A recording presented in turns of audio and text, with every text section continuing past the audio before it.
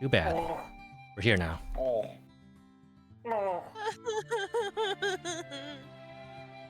I see the King of Guam. Oh, that nerd here? Oh, that. Wait, seriously? Yeah, that's right. I called you a nerd. Mossy. What a doofus. Absolute nerd. Are you crusading there, bud? Also, well, you might need to change the description on stream. I forgore. I'm totally a streamer, guys. Yeah? I do like the How does layout. one get to that stream? I really do like that layout. It's nice. It does look, yeah, it looks amazing. Books are knowledge. Knowledge is power. Therefore, a book is thermonuclear warhead. No.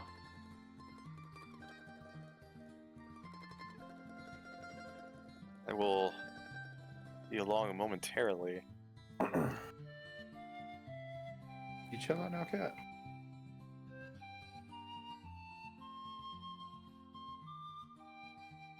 Fuck you, Cedric!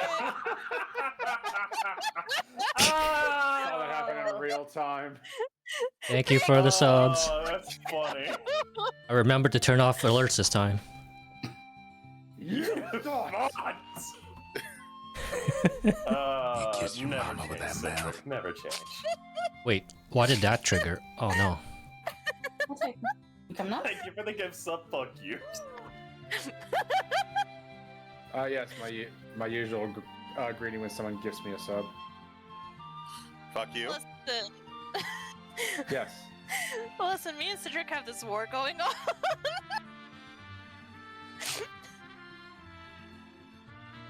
Maybe someday you guys could put aside your differences, sit down, have a nice warm cup of brain implosion energy. Brain implosion energy 10,000. 10,000 grams of pure caffeine. Your caffeine, cause you can't overthink if your heart stops. Ceylon would be able to drink that and just be normal. Yeah! Less of a war, more of a blood grudge. Yeah, honestly. It's like Really is. That's a corruption in the books. Ceylon would just look down it and go, "Oh hey, it's actually working." Finally.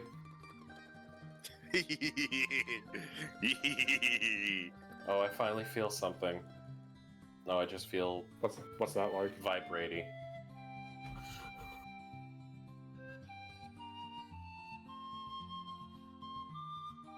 So in case y'all haven't noticed, I've got a gaggle of idiots today.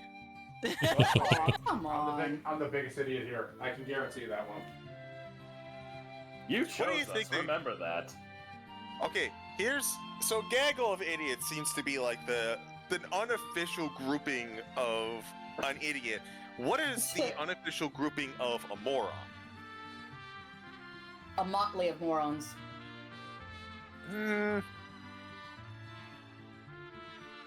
I was thinking a cluster.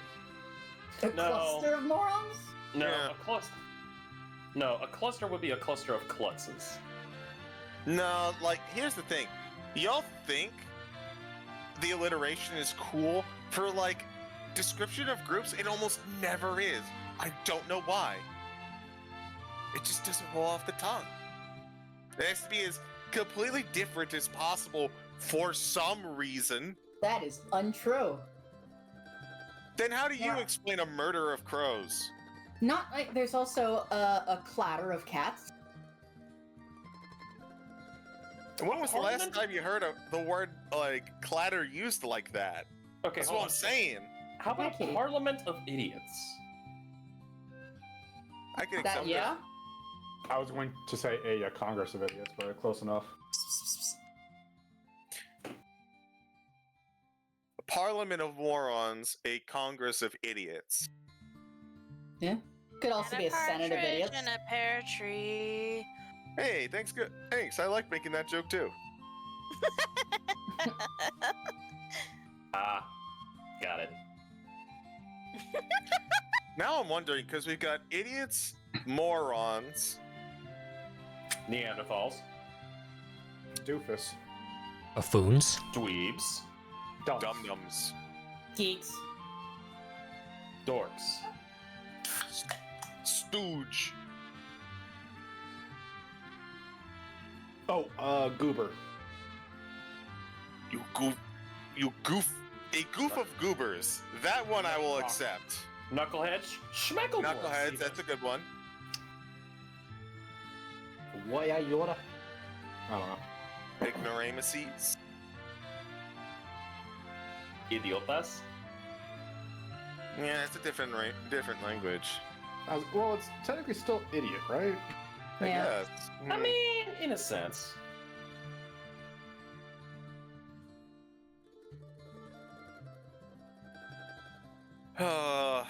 We have too many. We have too many names to insult people with. Did you call them stupid? There's a few British idioms I can think of right now that might feel offensive now that I'm thinking about it. So I'm just gonna keep my mouth shut on that one. Honestly, I've been watching Clarkson's Farm recently with Krista, and just listening to all of the various different ways that an insult in like the British vernacular just means dick. You fetus. Right? Yeah. You absolute bellend. You knobhead. Oh, right in the grapes. God, what was that one I heard? Oh yeah, you nunts. That's the one I'm thinking of. You muppet. Insulted an idiot. You blithering idiots. Why does it sound so much sharper when it comes from a British accent? That's what I want to know. Stereotypes. Because what the Brits lack in landmass, they make up for in sass. I was thinking like stereotypes that the accent comes with like a sophisticated sense to it. Well, ordinarily I would say you have a point, but it still sounds that sharp when it's like Cockney, which is the, in quotations, lower end British? I don't know if that's the, not posh British, I should say. So like, I don't know, it's kind of weird. Yeah. Although I am still waiting for a scientist with a very thick Kentucky accent to come out and just like address people. I Hey, mean, buddy. we now have a pope from Chicago. Hey, look, buddy, I'm an engineer. That's me not solve problems. Because like, I'm just saying like just addressing it with people with like that very high pitched, very fast talking kind of accent, like for me would just be amazing. Gentlemen, this is a bucket. Dear No. God. There's more. No. God. There's more. It's amazing that I still find it amazing in that whole special, which was just great top to bottom. That 2 sentences was that like 3-4 sentences was the takeaway, and it basically means nothing. It's just like it's basically like sorry, Italians in shambles. Deep dish just got canonized. Okay, now, real talk, because I've actually had this in another server being discussed. Can the Pope, because the Pope is from Chicago has deep dish, can the Pope now theoretically out Pizza the Hut? No. No. I am still saying if the Bears get to the playoffs this year, I call bullshit. Listen, it's not going to happen immediately. He's got to get into negotiations first, right? That's a part of the natural order that needs to be like tinkered with. You think So the Chiefs? I get the Bears. Got it. seeing as it's after 7, we good to start? Hold that. Hold that frog. Yeah, we'll hold that a little bit.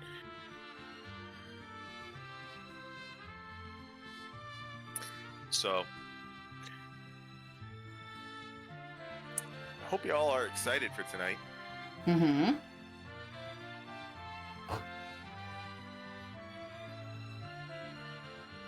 I have the Book of Cylinders is pretty interesting. All right, carry on. So I'm excited Like- to see how you enjoy it. Like he interesting, or like haha dying interesting. No, more like a interesting. Ruh-roh. What? What do you want? Would you rather me go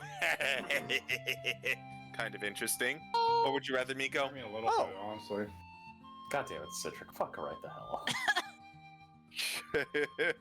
What Papa did the bird John's. do? Papa John's. Oh A1, god! A1 pun. Appreciate. Oh my god! Yeah, that's pretty good. That's pretty good. I'm stealing that one. That's going in the dad joke collection. Yeah, well, you're God never damn gonna it. get a chance to use it because they passed on the guy. Oh no. There's ways. What do you mean they passed on the guy? I mean, the whole thing was the reason we talked about it was because there was a Pope candidate whose name was Pizza Balla, Yeah. and that's where the jokes were coming from. But we didn't have him, so your opportunity has passed. Yes. Like, Anyways, passed away. Shut the No. fuck up. No. I didn't laugh at all. I don't know what you want from me. I'm just gonna shake my head. I know. But- I know what I want from you, CG. I think we have. Excuse me. Oh, I got a frog in my throat from something. Ribbit. What do you say we go ahead and get started? Yes. All right. Quick sound off. Is everyone here? Yeehaw! All right. Do you guys want to shill or no? I have nothing to shill. Same. You can save it for the end. All right, we'll save it for the end. Excuse me. But yes, hello everyone. Welcome back to A Year in Candlekeep. It's been a bit of a break. 2 weeks turned into 3 weeks, which is okay because we'll be having another session this Saturday on this channel, and we'll be keeping schedule for the rest of the hopefully the season. But yeah. And we no longer have anyone to introduce. All of our players have been materialized. They are here. You may see them here and now and here. Blood. Which means that we have a rotating cast of 16 individuals. I hope everyone's excited to see them even more in the coming episodes. But before we get to those, we got this one. The Book of Cylinders, with my wonderful guest this week. You can all see him at the top of the screen, thanks to our host, the wiliest of willies. Wiley. Wiley. That is me, yes. Yes, we were waiting for a response. As well as, along with Wiley, we have Spoiled Chestnut, MsTweetums, Joe Mojo, and JFrost747. And I have, of course, your host, CG, about to take us all the way on to the next stage of Candlekeep. How about we go ahead and get started, gang? Yay!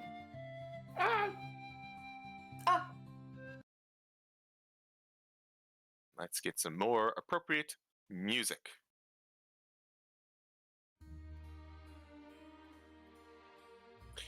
The year is 1492 DR, the year of 3 ships sailing in the realm of Faerun. Boy, I'm off to a great start already.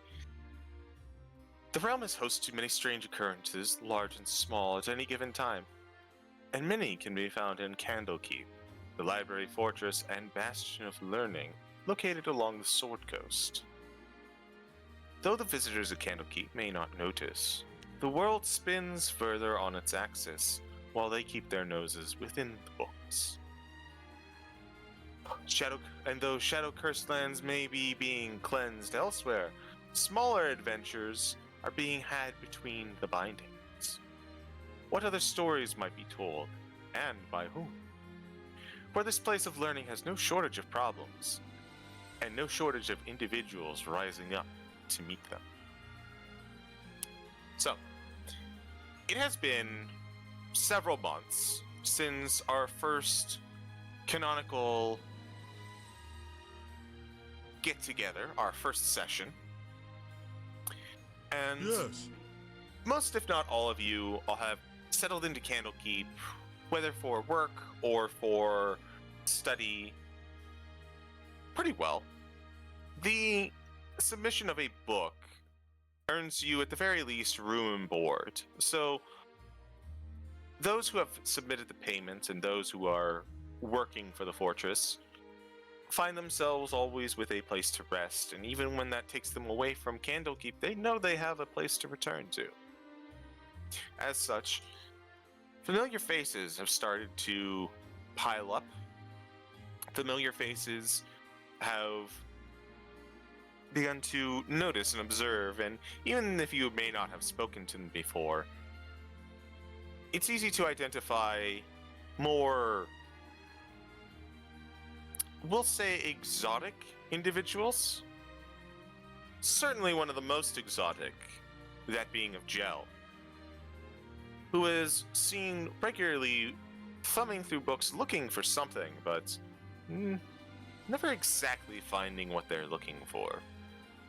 Or perhaps Honse, who is seen occasionally performing work and often finding themselves in a height that one of their stature really should not be a part of. But among these eclectic individuals, there are ones such as Vesh, who take time to impart song where they can while doing their own investigations and taking on any interesting jobs that heads their way. Or Auntie Agatha. They themselves, intrigued by the adventuring life, and thought that the locale of Candlekeep would prove a absolutely fascinating start to it all.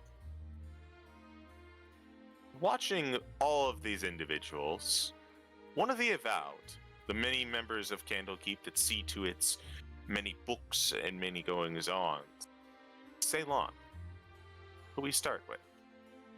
Yes.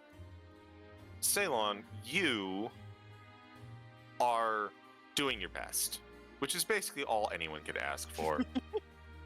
I hope so. The many days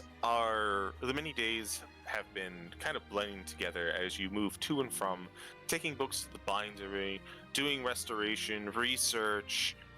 Ever since the return of your mentor from that wretched place that he got trapped in, you've been a little more wary about the books and have been focusing a bit more on not exactly networking, but being more aware of the Court of Air and all of the locales therein. And such, you find yourself in this fresh air, minding your own business, when you actually see an associate of yours approaching you. They are a dragonborn in nature, copper scale, wearing robes similar to yours, and they seem to be waving you down a little bit. So you are currently enjoying a bit of a light lunch as the wind kind of carries the salty sea breeze by. Ceylon! Ceylon! Ceylon takes a deep, I imagine he's just about to put, maybe a croissant sandwich up to his face. And he just pauses and sighs, and he looks over and is like, "Can I help you?" But help me, it's me, Pelk. You know, your friend Pelk? Pelk? Pelk. P-E-L-K. Pelk. I thought you said Pilk, like, okay, no, okay, Pilk. Okay, thank you. I was about to call them Pilk. What, you don't want a glass of pilk? No. Ceylon kind of blinks, and then I imagine he has a canteen of coffee, because, you know. And he's like, I'll have to let Fred know that this batch didn't work. Sorry, Pilk, I'm a little out of it. What do you need help with, or how are you doing? Sorry. Well, not the greatest. Have you've been to the cafe recently, right? The cafe. Yes, the one that Ashala runs over in the hearth. Not in a hot minute. I would imagine. He's like counting on his fingers, like maybe about 8 hours ago or so. Getting your regular stockpile of coffee. I'd understand. You probably weren't around when the kitchens were open. I understand. So Ashala contacted me, told me to grab you and to ask if you could grab a couple of adventurers. We have a bit of a situation.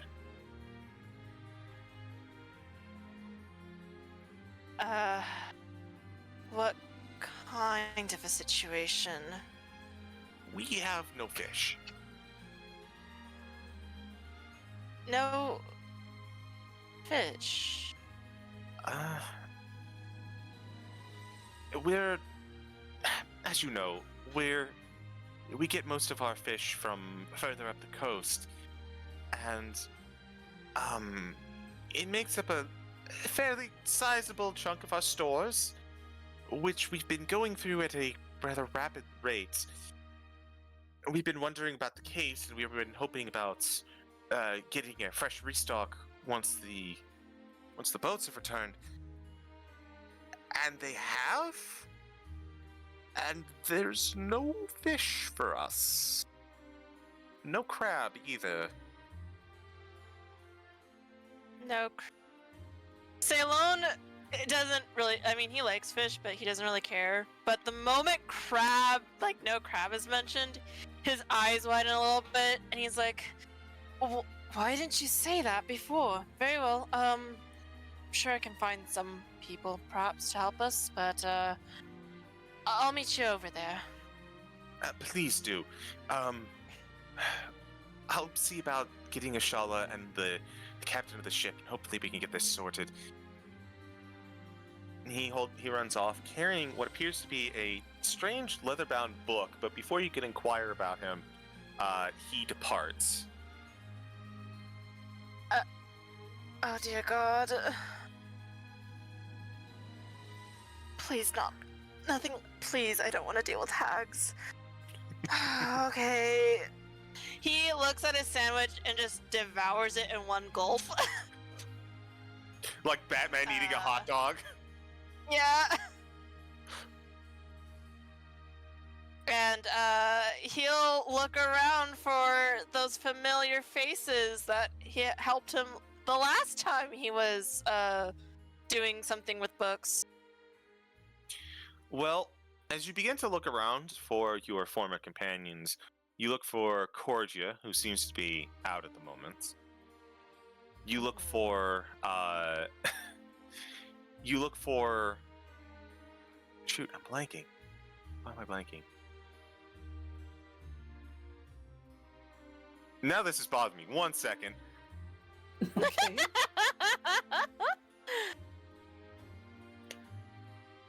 You look for Ceylon, who probably is busy talking with the large and rather imposing tiefling across the way.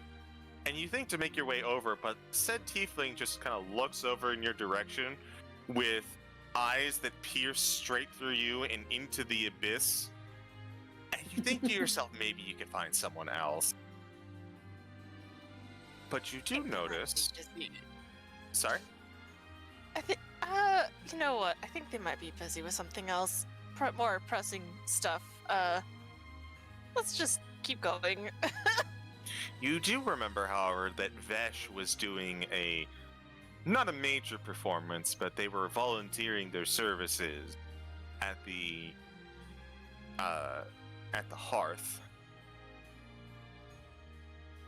They should be on hand.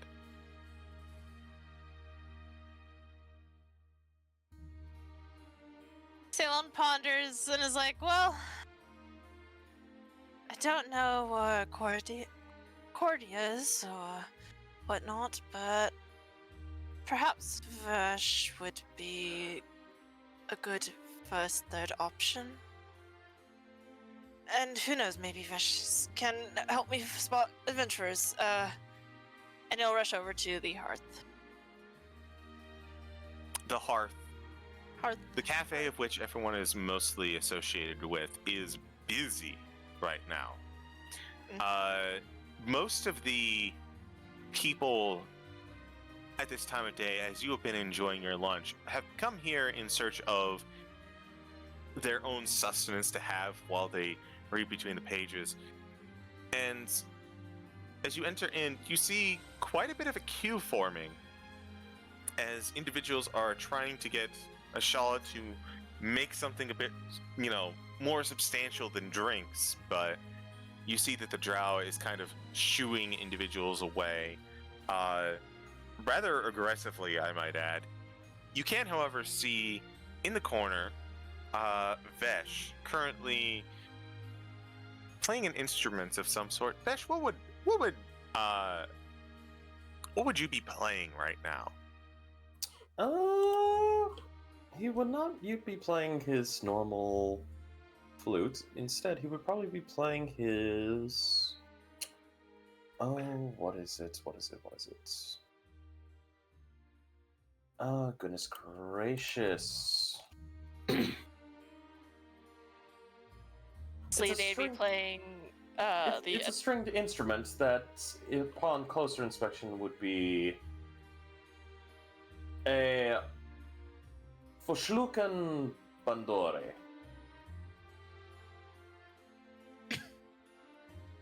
Basically, kind of like a miniature guitar. Okay. As... Go ahead. Oh, then he's just basically trying to keep it in a nice little bit of a tune. Alright. Your music is welcomed, though you get the sense that the audience might start turning their attention away from you as they get more and more frustrated at the cafe in front of them. You notice, however, as you are playing your tune, a few of the individuals in the hearth, there are two that appear to be standing in line. One appears to be a centaur man, and the other one appears to be a elderly Halfling. individual. What? Halfling. Yes, halfling. Sorry, word escaped me. A elderly halfling, kind of waiting in line. Definitely some of the more noticeable individuals, as a lot of Avowed are kind of taking their time. Honse, Agatha. Mm-hmm. You are at this point trying to get something to eat while you are taking care of your, looking over some of the work that you've done for Candlekeep recently. Sure. The two of you haven't really met or interacted at all, but as you stand in line, you do notice that on your way to get some of the food of the day, a rather impressive fish sandwich that they have been known to serve for lunch. You're just sitting kind of getting a little bit more irritated that everything is going on. Everything is taking so long. You know that moment when you're looking out and you're like, it's been 20 minutes since I ordered. Where's my food? You know, that kind of aggravation. Mm. Well, I must say, they do take their time, don't they? One might think they're out catching the fish themselves.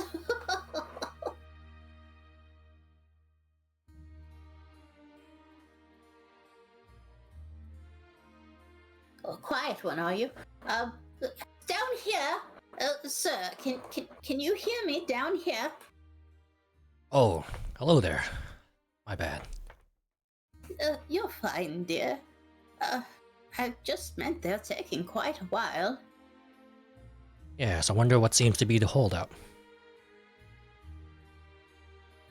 We could always inquire. Excuse me, young man. Pardon me. Where is our lunch? It's almost past lunchtime.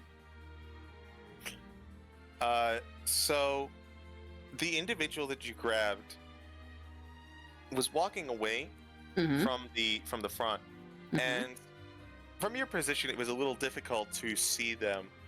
And as you they begin to pass you, you kind of grab on their outfit as they pass.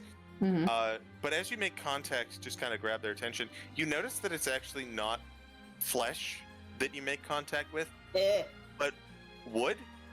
As this kind of like mannequin individual passes by and Gel, you notice that someone is tugging on the lower part of your being. Can I get a picture of what Gel looks like? Just look at the top. I am not in the... I'll post the thing. Okay. It's also available in the art channel. I have posted pictures of everyone in there. Okay, thank you. It should be a thread. Good God, where are you? So I guess for description purposes, it's a very like nondescript looking individual. Found it. We got There, the like- picture. I was gonna say the body itself looks like it's made out of some form of mahogany. However, as like it walks around and like the wood itself creaks, you swear you can hear some form of like liquid inside of it, as if it's like just kind of sloshing around. And as well as like the hair appears to be some form of like liquid as it's moving. She will very quickly take her hand back when she realizes you're not a human, despite the way you look. Oh, I'm terribly sorry, my dear. Do you know where the lunch might be? We've been waiting for about 20 to 30 minutes now. The head kind of creaks as it's like looking towards you. I'm not sure myself. I was curious as to what the line was for. Don't really need to eat solid foods myself, but the curiosity was a little hard to ignore. Oh, I see. Should we inquire with the cooks? And she looks over at Honse. Want something done right, you got to do it yourself. Oh, very true. Oh, Yo. maybe I can slip in. Or as my master would say, if you want something done right, you pay somebody else to do it. That too. Well, I like getting paid. I don't know that we'll get paid, but we can see if we can hurry them along a little bit. I'd be happy to help with lunch. It's not a problem. Some news would probably... Sorry. Any news would You're be good news at this point. And Auntie Agatha is going to make her way into the kitchens. So as you make your way towards the kitchen, you see what appears to be a bunch of food being prepared by themselves. Oh. Not a lot of actual food is being prepped, however. But you can see what appears to be fish being fried in in oil. You can see what appears to be like salads being made up. A few oranges are being peeled.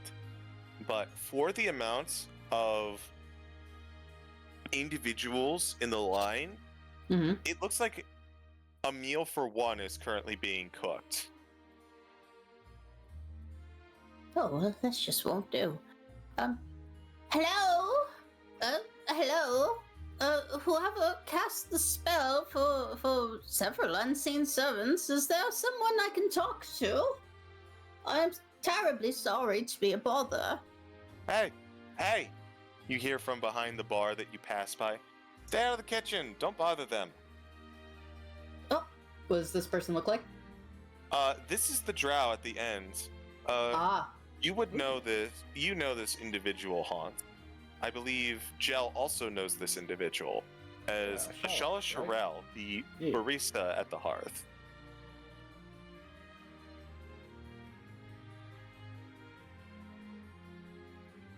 You wanna go ahead, Wiley? Good day. Just wondering, there's some sort of delay going on today? Yes, everyone wants fish, and I'm having trouble finding it. That's what we get for having this in the middle of the week and having it be so well done. What do you mean? Well, if you really must know, and at this point, Ceylon, you make your way in and you notice that you see Vesh in a corner, who you were looking for, but you also see Ashala, who is currently fielding questions from 3 individuals that have such a look about them, you get the sense that they might be adventurers that you could perhaps enlist. I just imagine Ceylon has this, like, he's been running probably, and he's kind of like has this exhausted look on his face, and he looks around. He goes straight over to Vesh real quick and just not gently grabs his shoulders and is like, I'm so terribly sorry. Lovely to see you again. I need your help if you're free. And he'll just go, but no. Hello there. Wow, it's been a while. What do you need help with? And why do you look like you've basically seen unimaginable horrors from beyond the void? Probably a side effect of working in the coffee that I had this morning, but that's besides the point. I need adventurers for a very important task. In case you might have not noticed, the line of people here and whatnot, might have to do with that, so I would appreciate if you're free, if you could help. Well, I mean, I can only do so much to alleviate a crowd's agitation, but...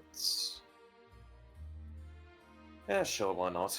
It's not like I'm doing too much anyways, as he kind of just stops playing, and he just looks up at Ceylon and just goes, well, lead the way. And Ceylon, still like holding Vesh's shoulders, will gently push them along towards the kitchen area where I'm blanking on names. Oh my god. Ishel, right?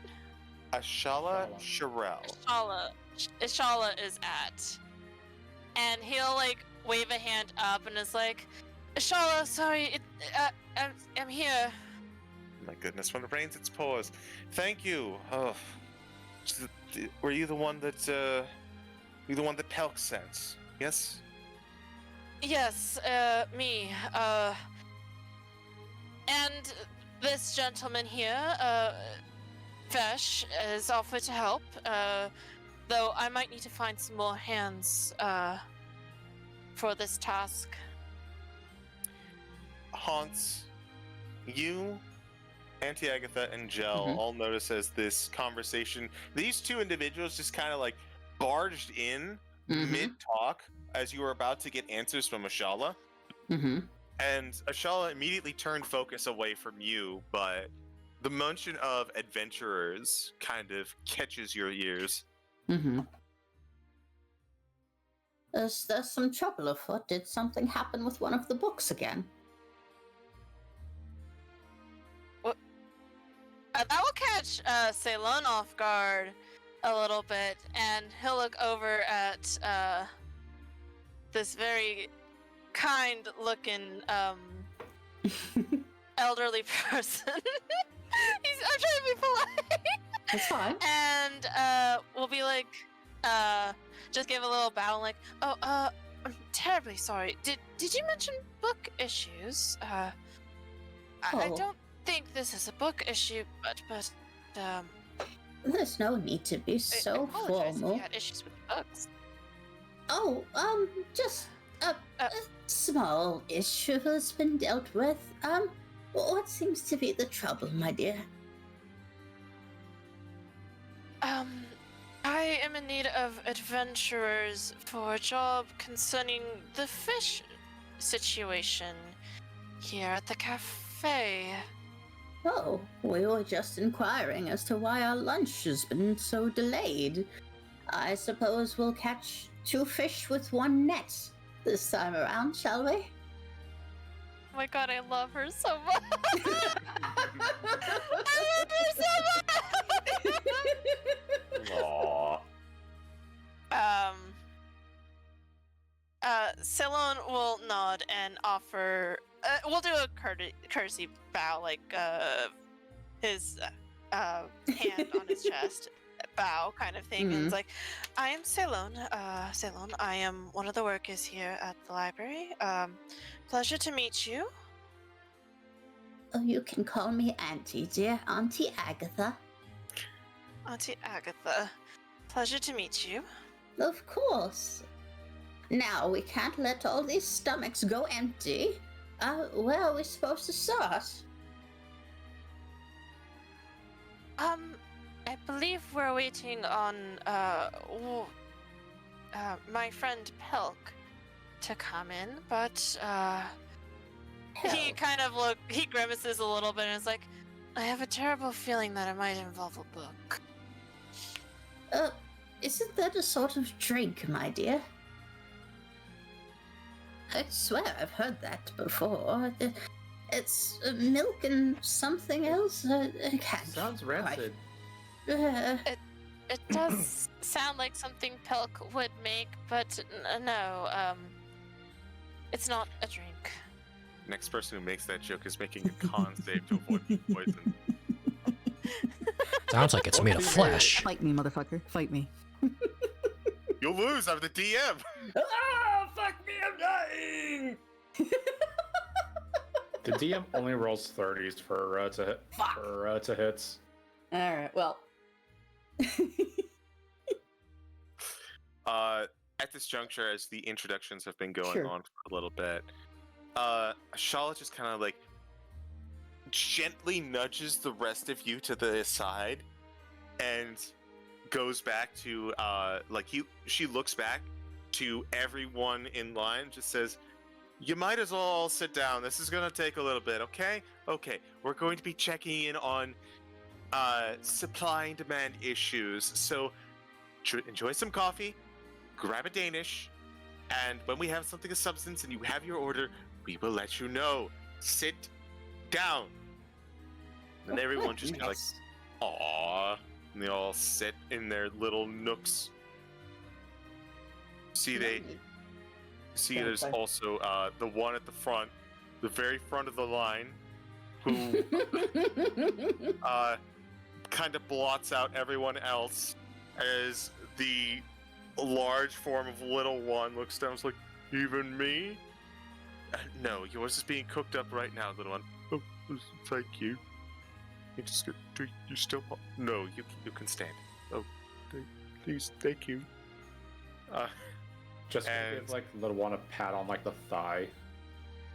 Well, see, you've gone and upset them. You don't need to shout so. There's no need for all of that. We're going to fix it.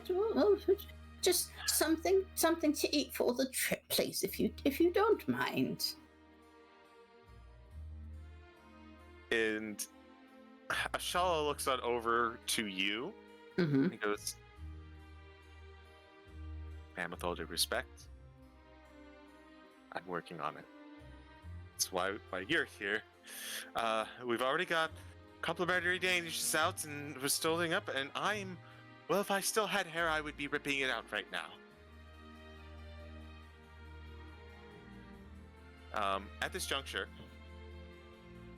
you hear the doors open, and Ceylon Pelk walks in with what appears to be a half-orc, kind of dressed in sailor attire, and he goes, "All right, found him. Captain's here, and I believe he has some information for us. Well, as confirmation of what you thought earlier." "Oh, good. Glad to hear that complication's in the thing." So, Ashala looks on over to the five of you. Mm-hmm. I think this is probably going to be a job. Before we get any further, are you all interested in being a part of this? Yes? No? You had me a Of job. course. Yes. We need to fill these tummies. I might need a break from my copious amounts of reading.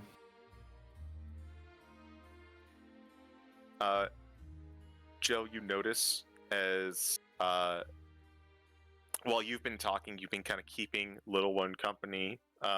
He breaks off his croissant, which is like the size of his thumb, and he just breaks it off and he offers it a little bit to you. Joe will kind of reach behind their back, uncork the cask that's kind of like affixed to the mannequin's back, and a gel-like arm will just kind of reach out, grab it, and shove it back into the cask. Delicious. It's always good to share. As the ogre is given his quite small for him, but seems to be filling him up just right fish sandwich, as the unseen servant brings it out, and he heads back to a little nook while everyone else is waiting.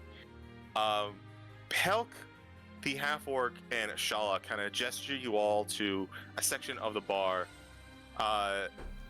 just kind of away from the kitchen.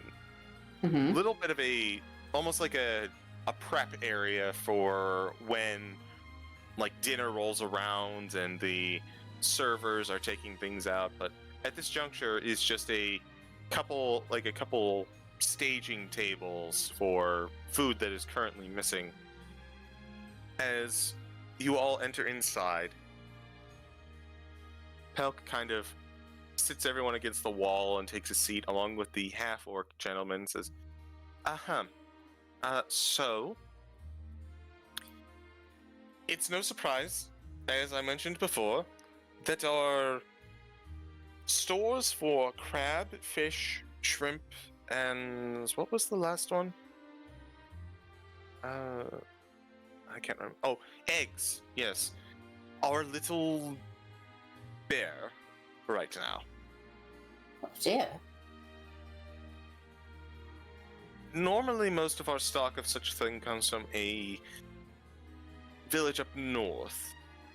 They are filled with frog-like people called Grum. Are you familiar? We don't eat them, do we?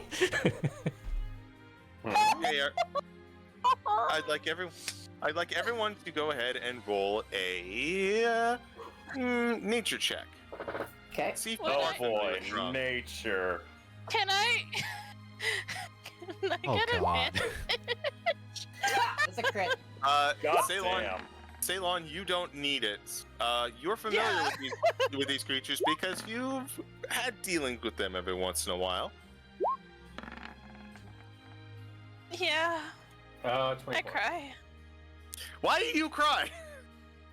Because If I had a nickel for every... Why are you crying? Why are you crying? If I had a What necklace do you every think? time I've had to deal with grung, I would have 3 nickels. There's gonna lie. There's room to it happened twice. I think you're just stockpiling nickels at this point. You're getting paid for playing D&D. I want in on that. I miss my grung. He went off. When will Honse come back from the war? When you guys kill his doppelganger. No! We did! He's just sitting there. Vesh, Yes. is Grung like some kind of like a cow? What are we talking about here? Everyone else, It's a grung. everyone else, you know that Grung are a type of frog people that are not exactly known for being part of like more polite society. They tend to keep to themselves to the point of occasionally being hostile, but it's more about they focus on their communities and their ways of life as opposed to a desire to go out and interact with others. Ceylon, you specifically are aware that the Grung that Candlekeep deals with are friendly. They are friendly by nature, and they have a bit of a deal with Candlekeep, though you're not entirely sure what it is.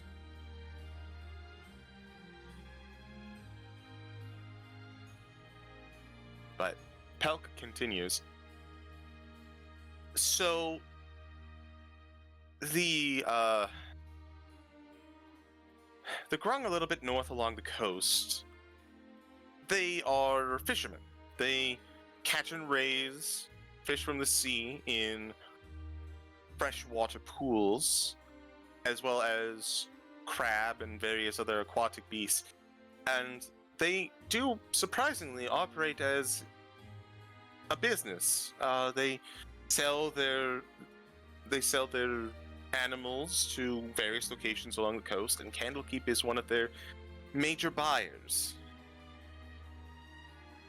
They are mostly keep to themselves, but I've brought along the captain that regularly ferries their contributions along with us.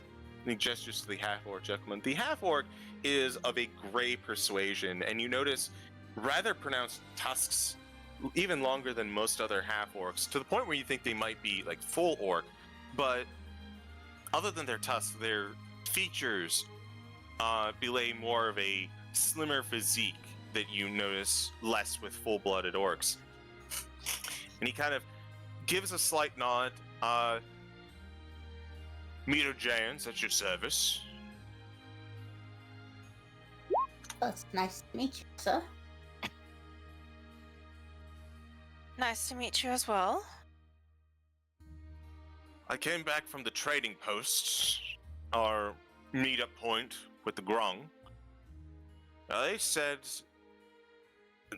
they were in a bit of a pickle, and at first I didn't believe it, but once we got to their pond speaker, who should not be at the trading post and should be at their village, that was when I realized that things were a bit more dire than intended. Oh dear. That doesn't sound very good. Yes, I believe we might be on a bit of a crisis at this juncture, speaks up Pelk. And Meteor looks on over to Pelk and goes, "It's just one shipment, it ain't that bad." It's like, Pelk goes, yes. However, and at this point he lays a book on the table. Mm-hmm. This might be something worth considering about. Oh, Or what's flashbacks. This? Oh, what's this book? This is the Book of Cylinders. Not the actual title, but a colloquialism for what it actually is. Yes. He offers it to everyone else. The clasps are not locked, but they are bound in leather.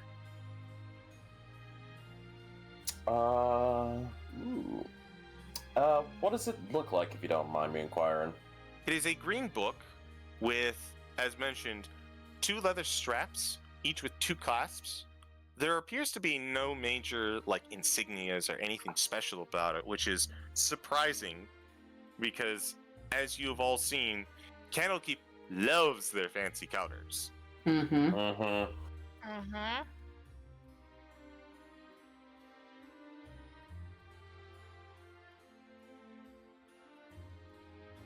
Does anyone pick up the book? Ceylon will. Mm-hmm. Hesitantly, but he will. This is weird. This book feels weighted, but only on part of it.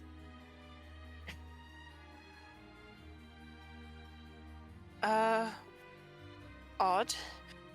This You can feels slightly weighted. It's always been like that. As you get a whiff of the book, you expect to, like, the scent of MsTweetums, you expect for that to hit your nostrils, but instead you get something much more earthy coming from this book. Hard to pin down without exactly what it is.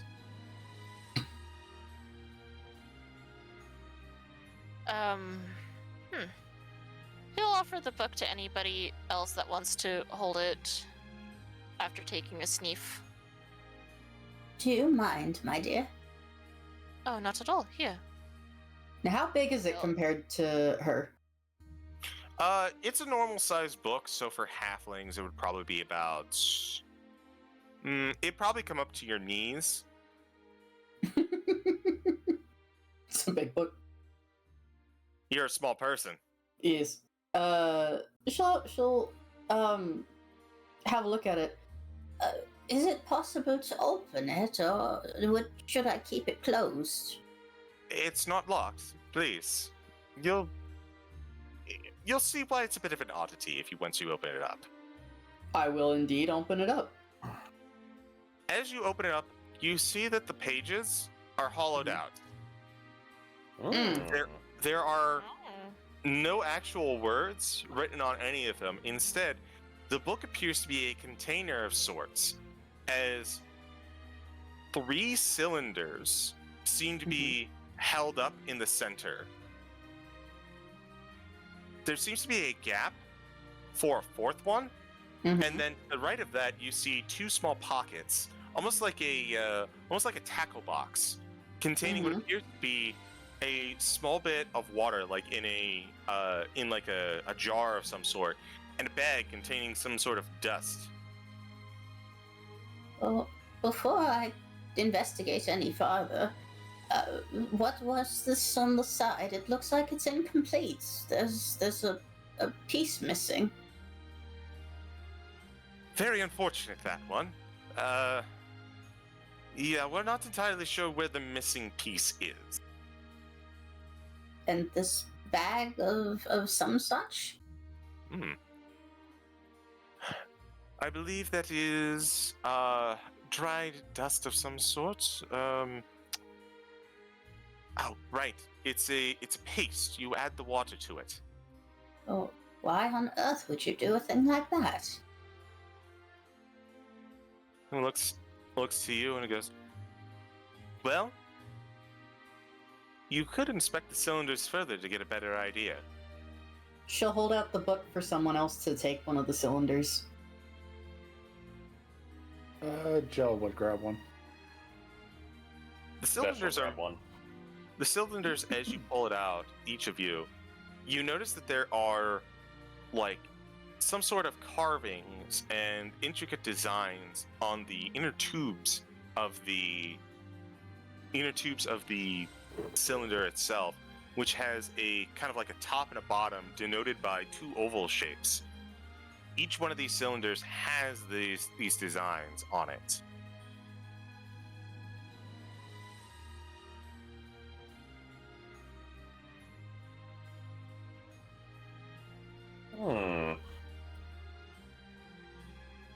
Do the designs look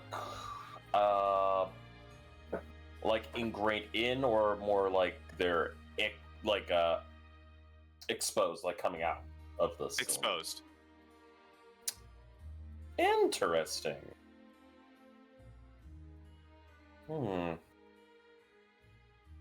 This is new. Kind of run his hands across all the grooves and ridges and everything else. Looks like there's... Like the cylinders themselves have markings, but... They're flat. Oh. They're round, I should say.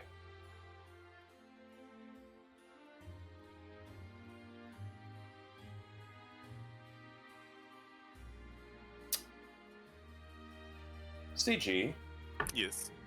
could I roll a a general intelligence check to kind of see if these are actually meant for I have an idea on what this might be, but I don't know if it would be what I think it is. I'll tell you what. I've been thinking about what this check might be, and while I will allow intelligence, I will also specifically allow for you, a bard, a performance. Oh, I will take that. Oh. That's a good deal. I'll take that deal. would I be able to provide some assistance? Unfortunately, because of the specialized nature, you would not be able to provide assistance to Vesh should they choose performance. However, if you would like to contribute as well, you may do so. There is something for you to do if you wish to analyze this with nature. Ooh. I will definitely take that deal myself. Okay. I think we both are going for our respectives. It is my highest. Oh, come on. Fuck you, roll 20. Woo! Finally! So we start with Gel. Gel, you feel like you've seen something like this before. It can't quite pin it down exactly what it is, but it feels like some sort of communication that you're not familiar with. Vesh, as you kind of put your hand along the little grooves, you kind of turn the cylinders over. You realize that it's meant to make an indentation, but moreover, it's meant to make an indentation that scrolls. As you provide this information to the party, Gel, you look at the little bag with water and the little, the other bag that is accompanying it, and you're like, wait a minute, these two make clay.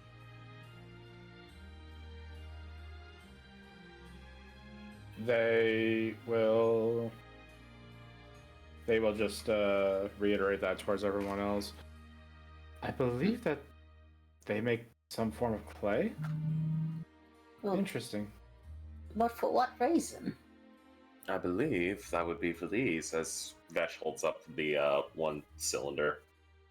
Here, make some clay, and try to make it as durable and flat as possible. I'm gonna try rolling this on top of the clay. What kind of check would this be, CG? None. It's pretty simple to make clay. Okay. Yeah, Joe would make it. Like, they would just kind of look at it at first, like, kind of sweat a little bit, and then make an attempt to, like, kind of mold it to make it resemble something.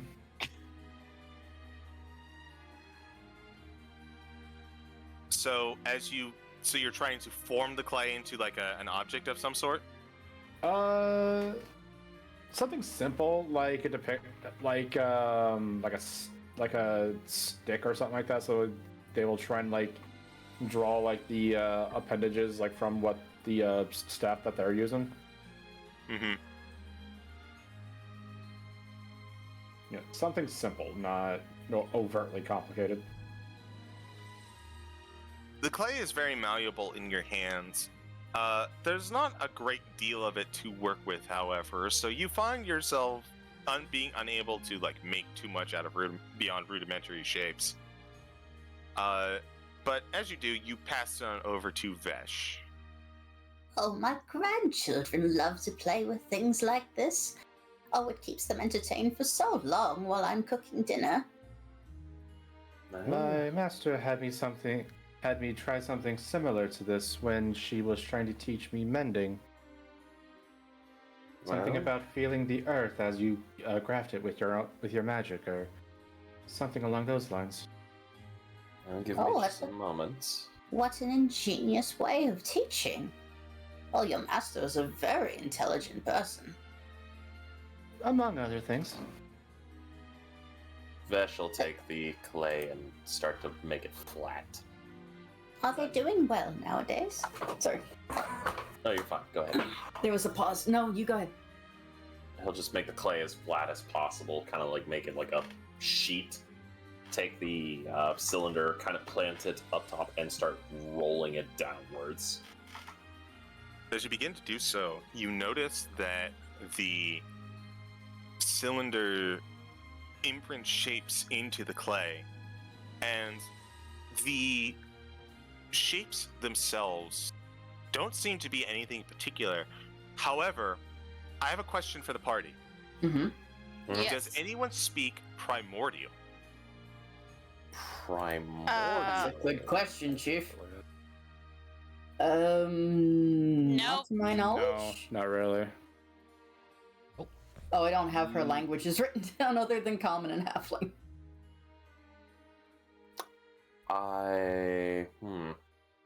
You should have No. at least 3 languages apiece. So if you are missing a language, you can add one now. Oh. I will do that later, so I'm not metagaming. I doubt she would have primordial. Unless it would behoove us, you suggested, DM.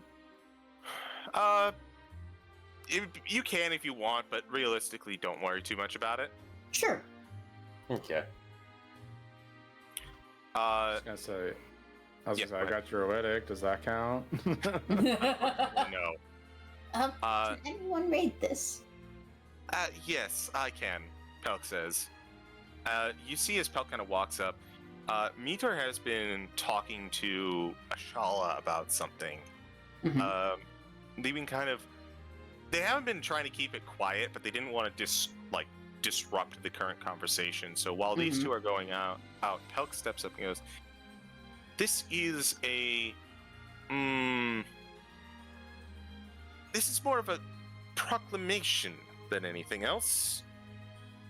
It says, at the beginning, it says, great strife shall come for the children of frogs, brought on by 2 waves of serpents, the first bearing smiles, the second bearing fangs. So saith the wise Alondo." And I need everyone to roll a history check on that last one. Alright.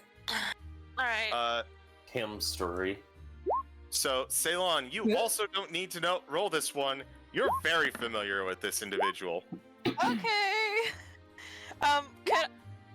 Could you repeat that whole thing again real quick for me? My notes taken is slow. So, the children of frogs shall be endangered by 2 waves of serpents. The first with smiles, but later with fangs. Sounds like a snake. And then, so saith the wise Alondo. Okay, can I get a copy, please? I'm sorry, I can't. Yeah, type like I that. can't type that fast, bro. Yeah, I was gonna say, I can't do that fast either. I'd Hey, be give me a surprised if second. anyone could. I gotta type this out, so give me a second. Sure. Would you like me to type it? No, I've got it. Okay. By above game, it sounds like some form of like snake or something. Well, a serpent would be a snake, yeah. So whoever they made a deal with before came with smiles, and whoever they're dealing with now is going to come with fangs, is what it sounds like to me. I'm just saying, wide grin. Does anyone know who they've been doing deals with previously, other than Candlekeep? let's resolve those history checks first. Oh, all right. Sorry, my apologies. Yeah, no worries. I had to type that stuff up. I So didn't see the serpent part. I am so sorry. I'm dumb. So, none of you are really familiar with who the wise Olondo is, except for Ceylon.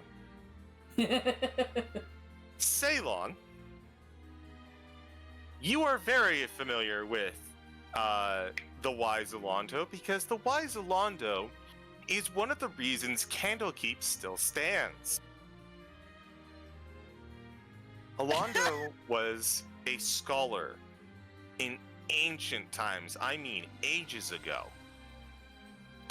And he was well known not only for his clairvoyant decrees and natures, but also because he is, unlike everyone else in Faerun, 100% accurate. Hmm.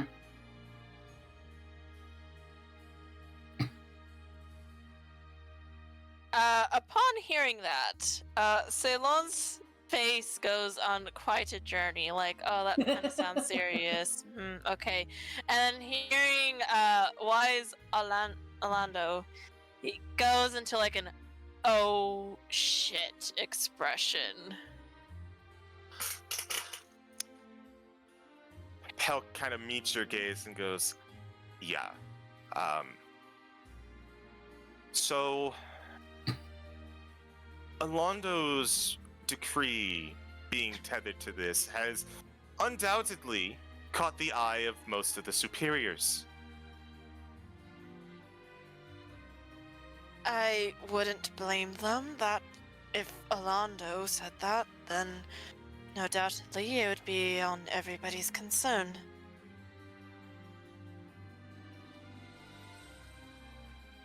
For his predictions are always true. Or rather, always correct.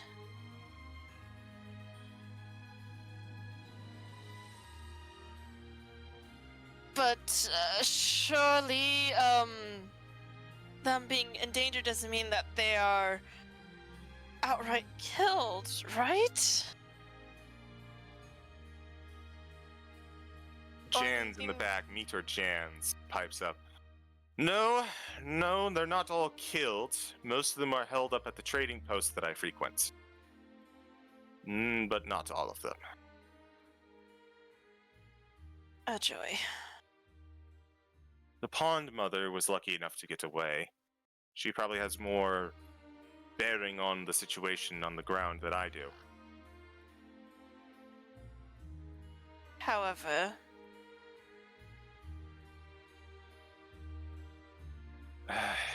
it's not good. To our understanding, and I must admit that my languages aren't great, the Pond Mother, the only one of them that could really speak common, mentions that a few weeks back, while they were farming and prepping some of their giant crab crop, like it's a a plant of something. Some long-toothed snake people came by, parlayed with them, and said that they wished to research a structure nearby. They were granted access to the structure. It was of no concern for the Grung, and they had been operating in peace for a while. Probably about a dozen or so of them. About a week after, a second group approached. They were not so kind, attacked the village, and took prisoner both whatever Grung they could find and the friendly snake folk.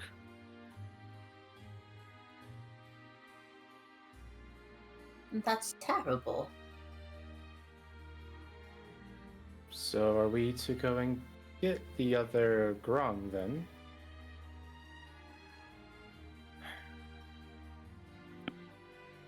I don't know exactly what's going on in the village, but I do know that while these snake people are in control of it, we don't get food for Candlekeep. Well, that's no good. How far away are they? It's a sail of a couple of days. By foot, Goodness. it's probably about a week. What would they least expect? Truth be told, they probably have trouble with they probably wouldn't expect the land approach, but I don't know them. I do know that the land approach is not only grueling, but it takes one through the forest. Going by ship and meeting up with the pond mother at the trading post be quicker, and we'd be able to get more information that way. Well, what do you all think?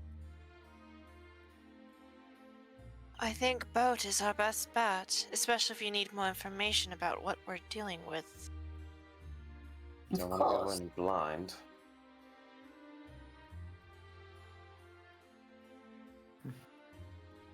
Yes, perhaps ship might be the best option.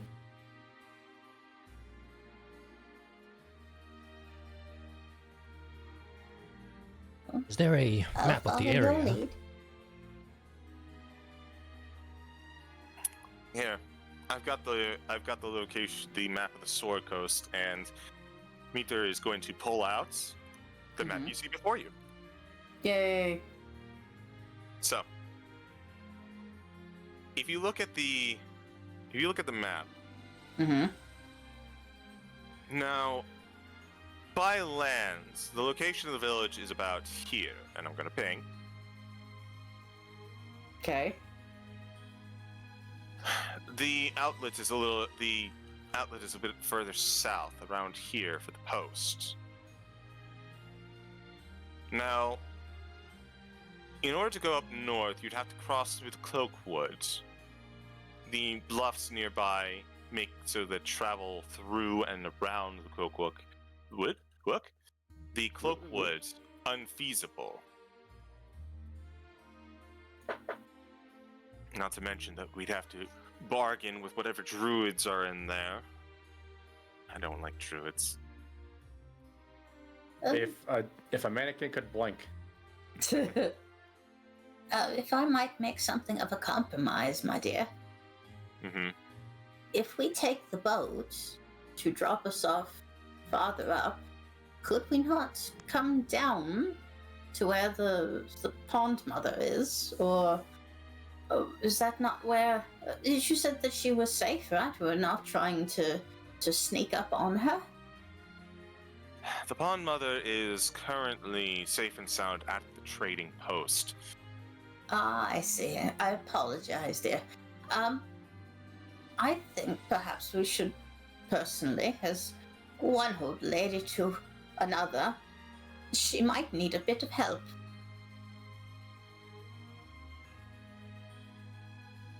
She could probably tell you more about the village itself. The invaders are still using it as a base, which I could probably assume they're going to be, certainly by the sound of it. If they're using it as a base, then Pond Mother would have the best knowledge of the actual village and any hazards you may need to come across, or the goings on of the snakes, as it were.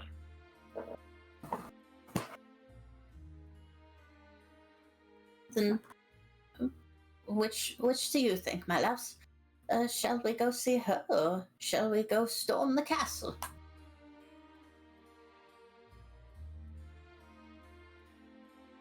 I think we should get more information before going in. I think so too, dear. Agreed. I'd rather not jump into anything blind like, last time, perhaps? He shudders. looks at From Vesh the- and he shudders. Yes, I remember.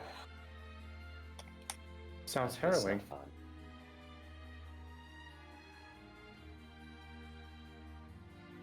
I couldn't imagine what happened to you. It sounds terrible.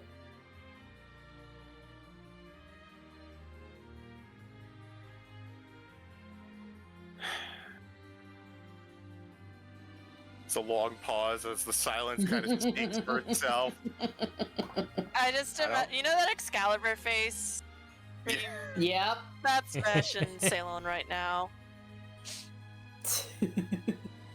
I was gonna say, Joe's not very talkative, so I'm not sure.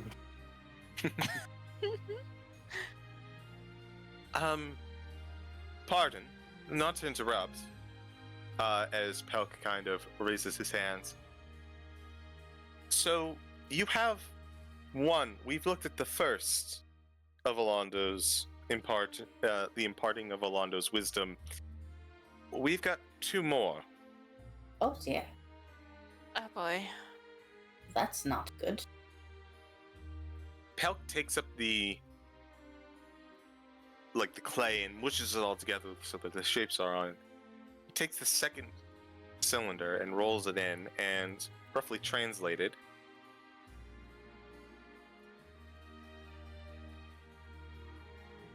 each one ends with "So saith the wise Alondo," Mm-hmm. but fangs shall shatter smiles and frogs, binding them to watch their kin consumed. Ew. God.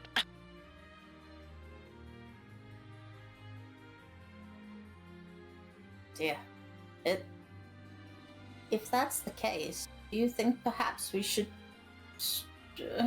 go rescue them first? If they're going to be consuming people, we can't be having that. Well, what does the third one say?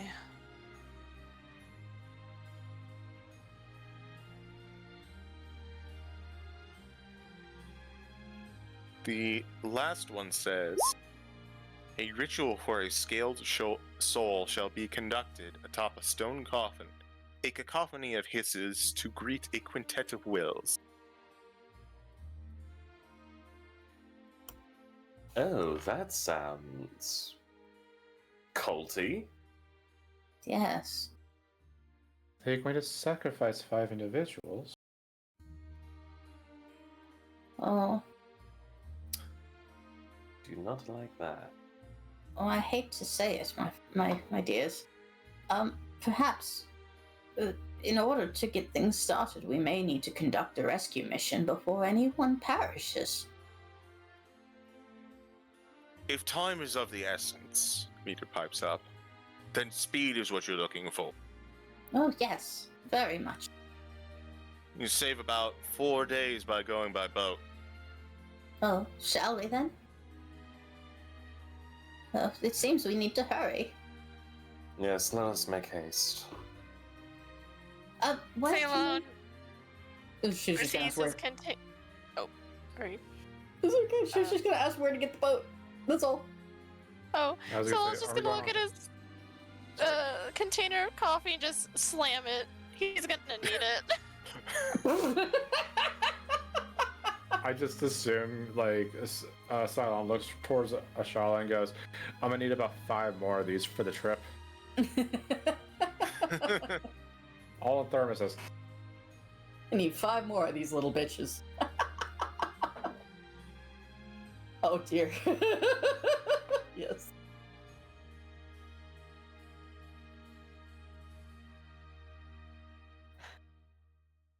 Yeah, no, everything's fine. Everything's fine. Everything's fine.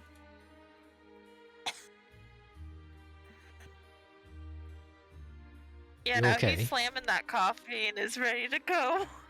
Are you okay? Do you need food? Well, He'll offer a good berry. He'll take the good berry and give, like, a tired smile. It's like, I will be fine. This is not. Well, he looks down and is like, I'm not usually the adventuring type, but suppose after last adventure, my colleagues have thought of me as one, so... On the plus side, Shala perks up. That does mean that you get hazard pay. His ears perk up. Well, so you all That's didn't a think that thing. you'd be... Sorry? That's a thing. You all didn't think that you'd be going for pro bono, did you? What's that? Sort of. Part of me did think that, yes.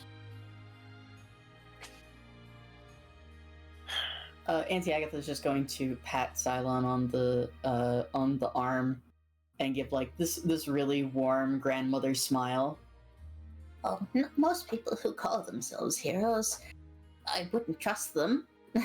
Not a moment of the day. But those who answer the call, those are the ones that you can really count on. So, shall we go make sure the day is saved? Sure. I'd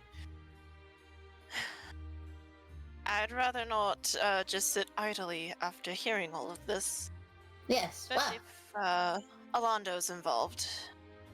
I'm not familiar with him, but before we go, I need to grab my bag, and then by all means, shall we?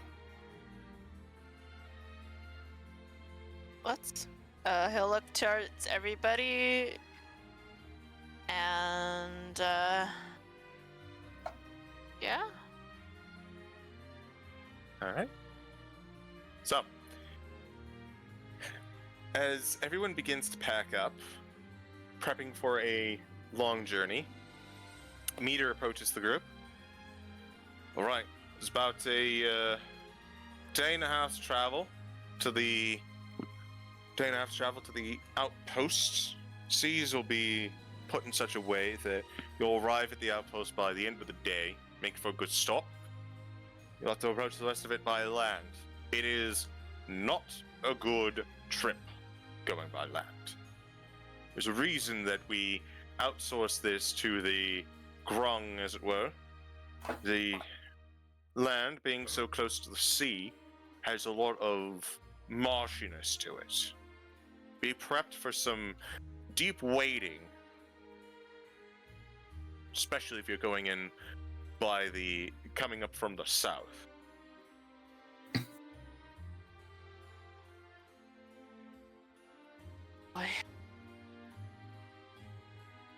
But Ceylon will nod.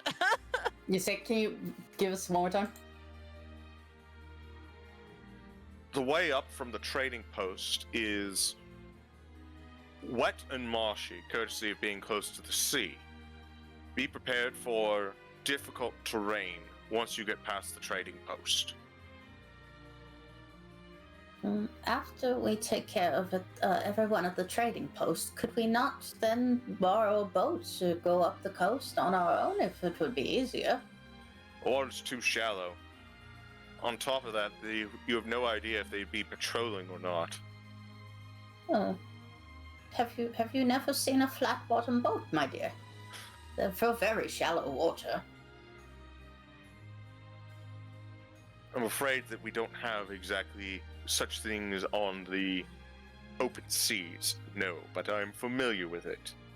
Oh, one of my dear grandchildren told me all about it. I thought perhaps, well, with the plethora of knowledge that we have here, we might be prepared for such a situation. Regardless, shall we depart?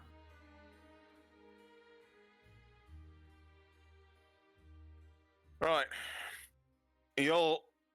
If y'all are going to be hitching a ride on me back on my my boat, the Dog's Ear, back to the trading post, you all have the luxury of being guests. However, if you are not used to voyages of a nautical nature, I highly recommend that you take residence in the center of the ship, or alternatively, the sides of the ship.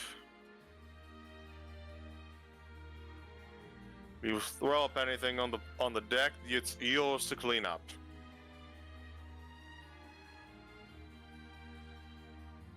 I wouldn't worry. I have some ginger tea, which will help some upset tummies.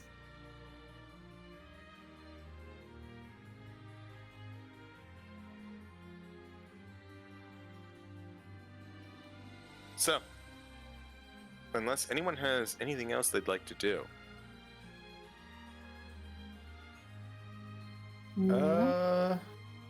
As far as I can think. You said 4 days until we arrive at the, on, like, 4 days by ship until we arrive on the other side of the coast, yeah? The way it is, it's 2 days to the trading post, and then basically another day of travel to get to the village. On, like, Okay. quote-unquote, land. Okay, cool. Because if that's the case, I'll cast my own Goodberry, and since there are possibly still people who are, starving and whatnot, Jill will just like hand off 10 Goodberries to random people. Michelle looks at what you're doing and just like, oh, thank goodness. Yeah, I was gonna say, like, at least give her some form of relief. Yeah. What she'll do is she'll follow you, and she'll just be like providing IOUs basically. Just like good for one free fish sandwich. Oh, handing them off to the other patrons? Yeah, every time you give a Goodberry, she provides an IOU. Okay, I'm not gonna lie. I don't know why I thought you said handed it to Jill, and I'm like, I'll just hand that off to a little guy. Yeah. Give him so many coupons. Oh, rich! He throws 3 coupons in the air. Nah, but that's all Joe would like to do before we leave, since I can spare the slot. Okay. Anyone else? Ceylon will probably just have to go get his now quote-unquote adventuring kit, because probably after the last job and his mentor hopefully singing praises of him to his colleagues, Ceylon probably had made a pack ready just in case. Because I have a feeling in Candlekeep, once they figure out you're the adventuring type, they come to you when there's like situations like this. Notice me, senpai. Oh my god. You just really pulled a notice me, senpai. Auntie Agatha is gonna go grab her traveling kit, which has all of her stuff in it, and a brand new traveling cloak that she picked up, and some other things. All right. Honse, Vesh. Vesh will probably go to his quarters, pick up as much of his gear and material as needed, and get ready for what is probably going to be another life or death situation. Honse is always ready for an adventure. Good guide is always prepared. Understood. All right. So,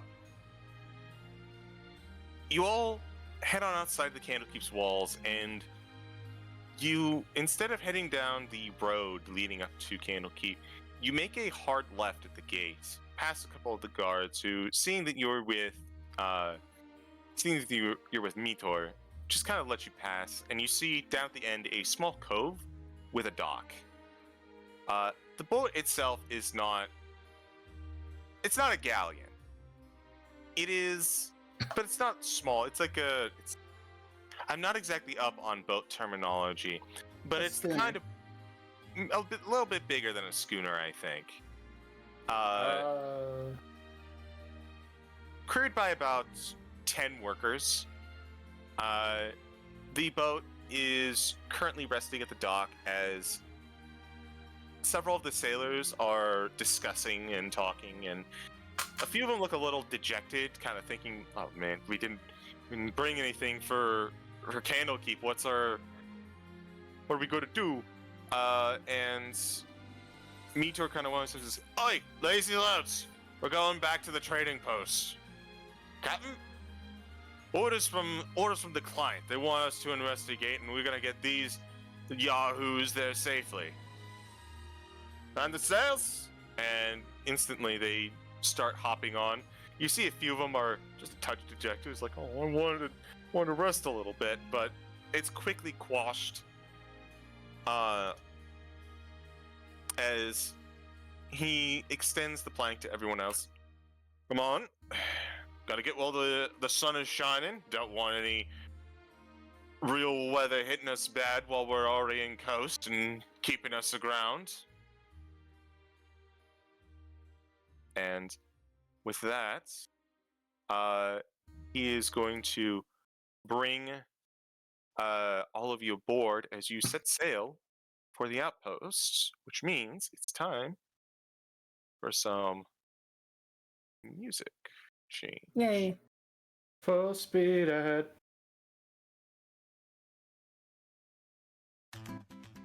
It's a little loud. Oh. Party music. Got it. Nice.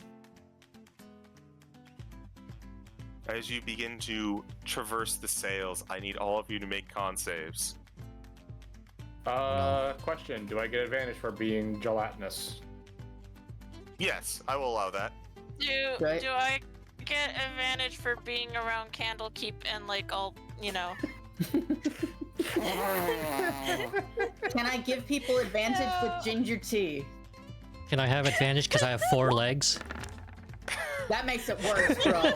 Can I have advantage because I've been all over the fucking place as a bard?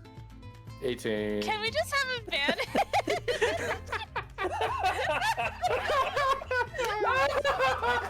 Jill, keep your save. Everyone else, you have disadvantage now. Oh, really?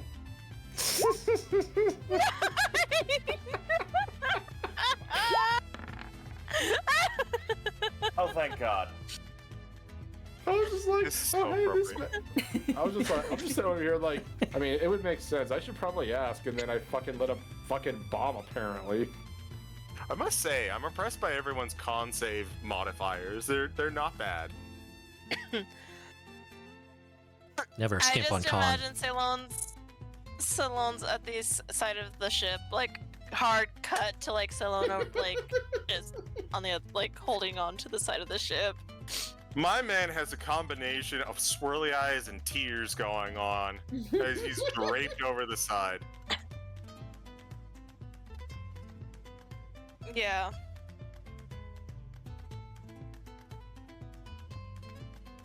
Oh, and I got it. He Here is you go. just Oh, see, I was thinking something a little like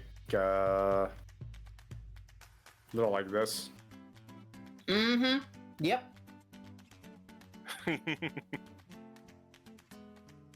Auntie help. Agatha will come It bring doesn't him help. a cup of tea. How much caffeine's in the tea?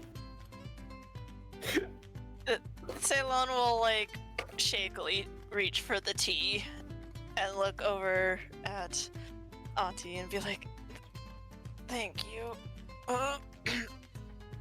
It'll settle your stomach. Go ahead, have a seat. Have a seat. You might want to get into the center of the ship, like the good captain said. He will slowly make his way to the center of the ship with the tea. He is not having a good time the first day. No, he isn't. Frickin' Jill's up in the, like, right by the stern, just like foot propped up on the frickin' bow and just kind of looking on into the distance. Jill, you do get the occasional odd look from the sailors as they're just like, what? What? And then, like, the captain or quartermaster comes by and just like, hey, back to work, back to work, back to work. Jill's not noticing whatsoever. They're just trying to look like a fixture on the ship.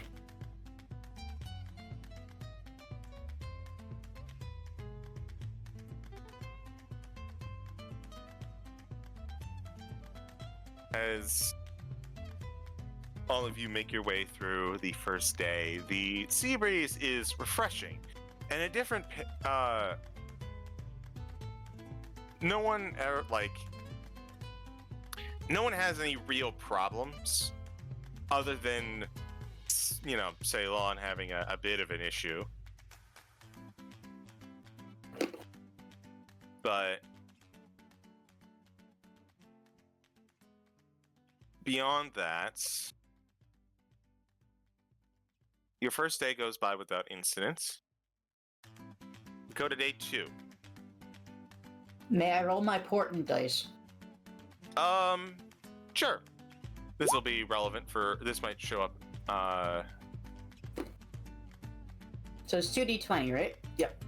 Yeah. Oh! I see, a 7 and a 2.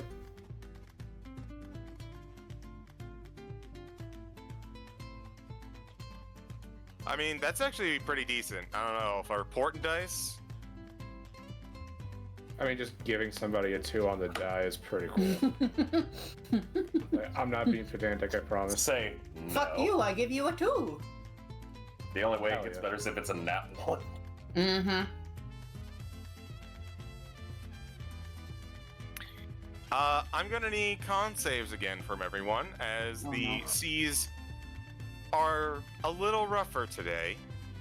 Oh boy. Boy. Shit. 11? Wait, why did I roll twice? I apologize. That's a nat 20. 17. 20 again! A 10. Oh no. I don't much like to Is he see. throwing up from the human stomach or the horse stomach? Oh no. Yes. Oh no. Well, it wouldn't be much. He only because of Goodberry. It's not much to throw up. Just water. Dry heaving still happens. Hans, Yeah. Hans, you and Ceylon, you learned your lesson from the first time, and through use of good berries and keeping to a rather minimalistic diet, you don't necessarily have internal issues. But you do need to find yourself in the center of the boat nonetheless. Without a word, you have a cup of tea placed right beside you and a pat on your horsey flank. Yeah, there's basically the two of you especially Ceylon, have been eating nothing but good berries and drinking ginger tea since you left Candlekeep. I will bring some hardtack to settle their stomach. This is fine. This is totally fine.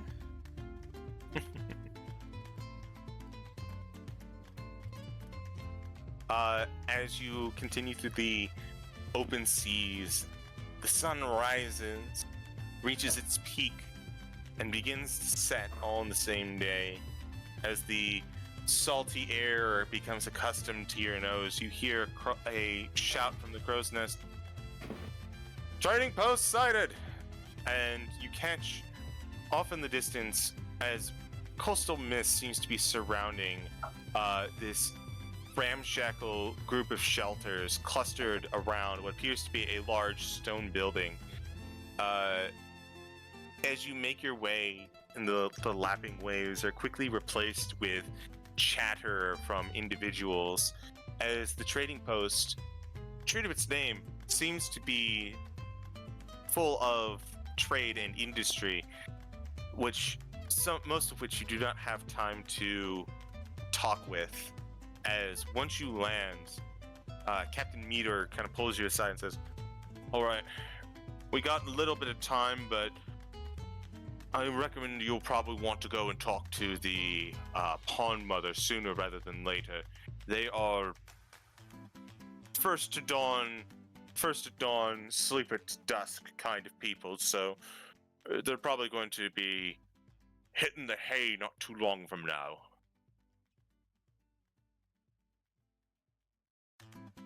I'll post up for you for the next couple of days. make sure that everything's taken care of. If I don't hear from you in a week, I'm going to cut my losses and report back to Candlekeep. Well, does anyone here have sending, just in case?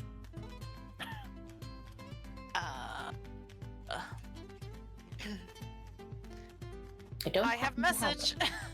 That won't help us, dear. I have message. Well, I've got a way just in Unfortunate. case. It'll be Well- a big SOS. If it takes any longer than a week, I've got a floating disc for everyone to crowd around on, but that's about it.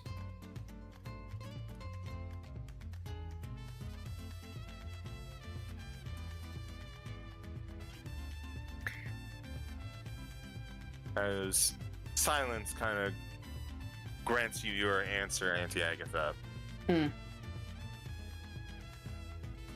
The captain will nod, and he'll look back to all of you, and he'll look back to the rest of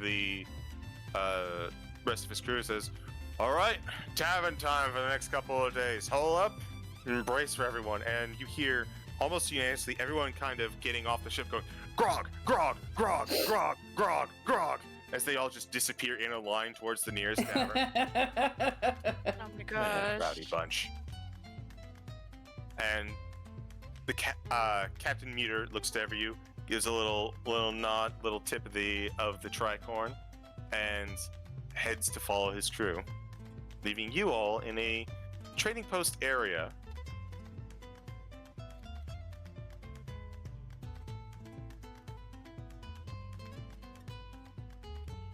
I gotta I'm BRB sure real the quick. moment we get off, Ceylon just looks a little bit more relieved.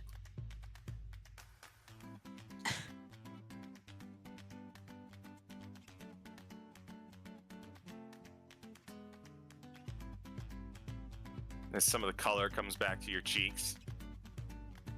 I mean, he was already pale as it was for a tiefling, but he'll just be like, "I've never been so glad to see mud before."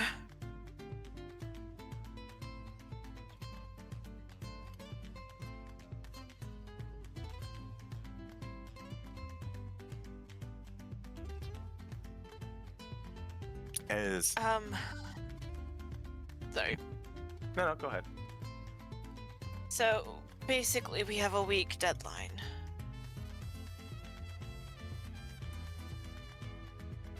He looks to everybody.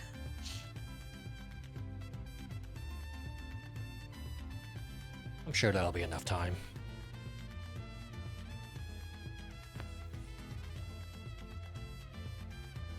It says before sprinting around the village, because he probably has the move speed to do that. Or outposts. Honse's desire to just run around and be, like, and exist on a place where he can run around. Sweet land. Yeah. But as everyone heads on into the trading post, looking for the grung that have been displaced, I think this is an excellent time to take a break. We'll be back. Sounds Gucci. I don't have a At fancy these. BRB screen yet for this. Picture it in your mind. All right. Gotta go drink your legs, stretch your water, chat. We'll be back. I need to Be grab back a munch. soon. Ah! Thank you for the resub, Croc. Mr. King. And Tweets, who is not here right now. Going to assume that if I run an ad break, it will pause ads. It's not scheduled. So we'll see.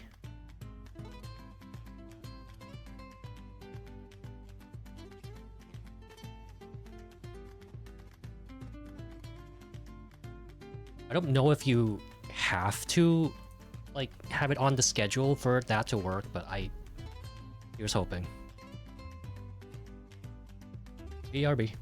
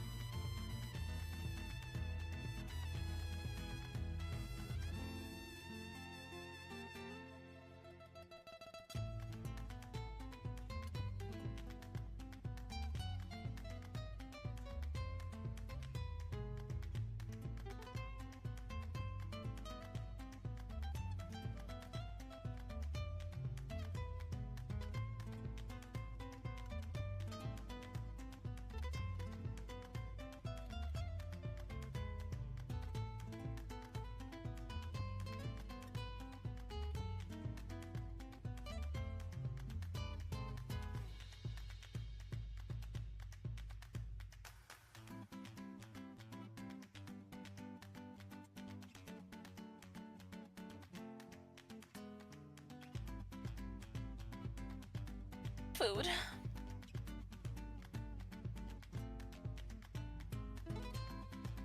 But man, if I had a nickel for every time I had to deal with Grung in a D&D campaign, I'd have 2 nickels.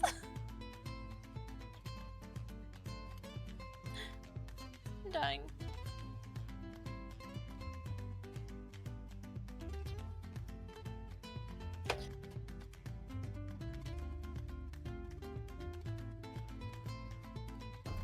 I'm back. Welcome back.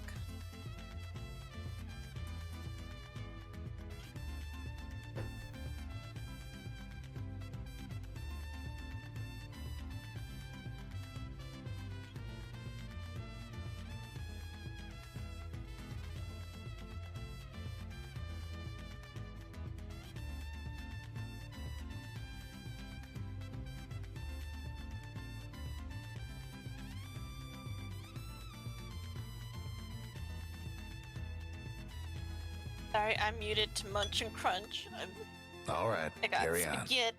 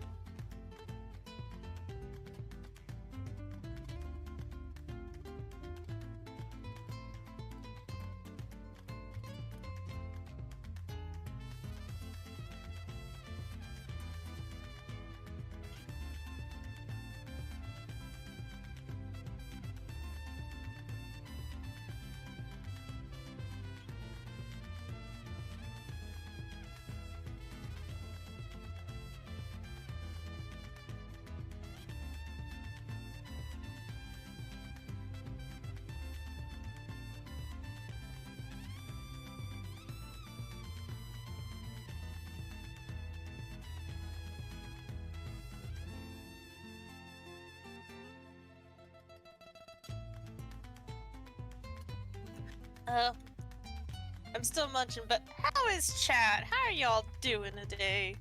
Ooh. I see you. Jamming. Ooh, ooh, ooh. It is gonna be a minute for my husband. Mm-hmm. It sounds like we're still waiting a minute. Vibing. Hey, Citric, guess what? Fuck you. Chicken butt.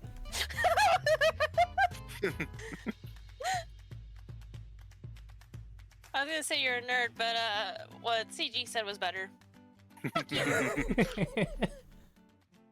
Heart emoji. The king will remember this.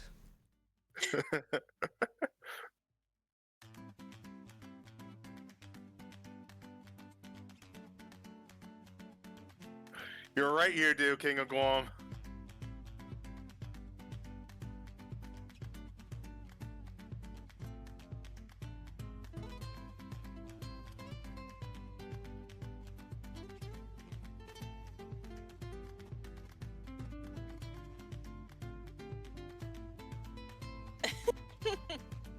Yeah.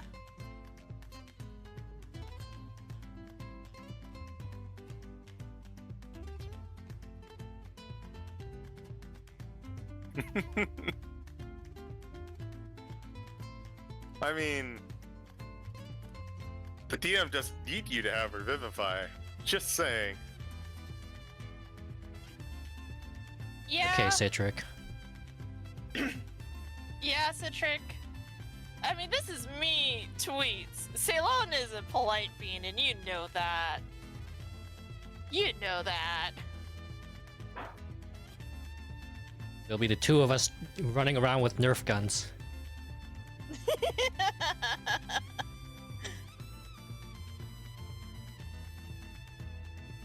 Accidents happen. Accidents happen? Ugh. Well, how about this, Citric? How about this? Hear me out. You're a nerd. However, I'm also a nerd. But you're the bigger nerd. Anyways, I'm glad we all had this good conversation. Harsh words, tweets, harsh words. Can't believe you're size shaming. Not about who's bigger.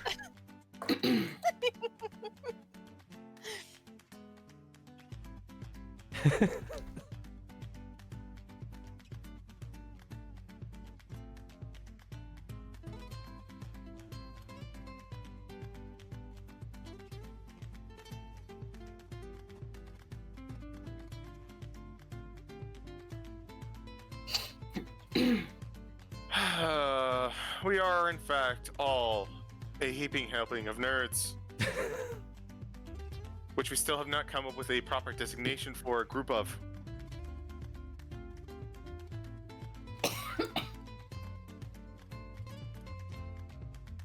Gaggle? Cluster? Community? Society? Convention of nerds. Convention's pretty good. I was gonna suggest a gathering. Oh, that'd be card players. I guess that's true.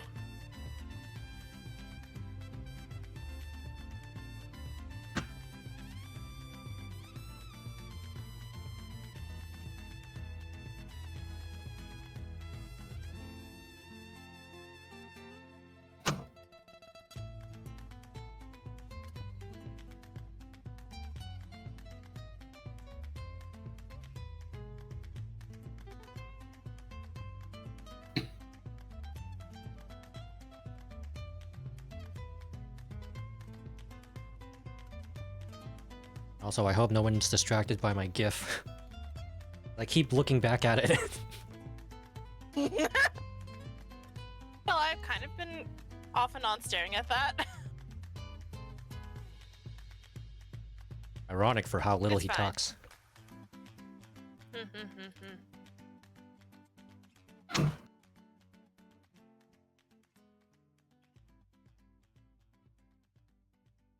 So, how y'all liking the setup so far? It's pretty My good. poor boy is sick. I love it. Yeah, unfortunately, Ceylon has real Salus energy.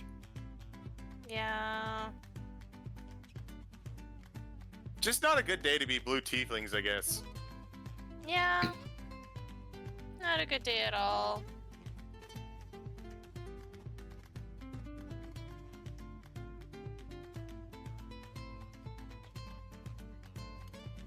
I don't think I can fairly pick a favorite class because I haven't played all of them yet.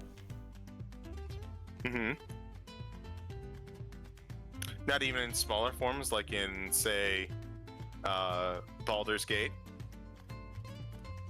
I've never played Sorcerer.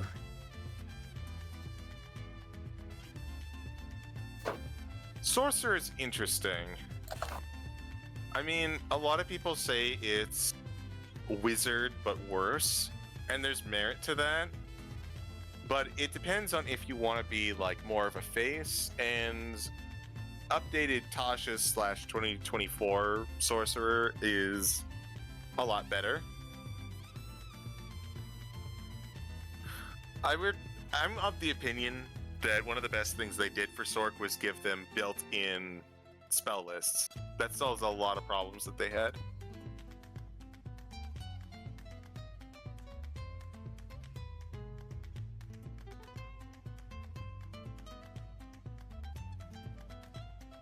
I don't know, Citric, I can find a way to go wrong with one. I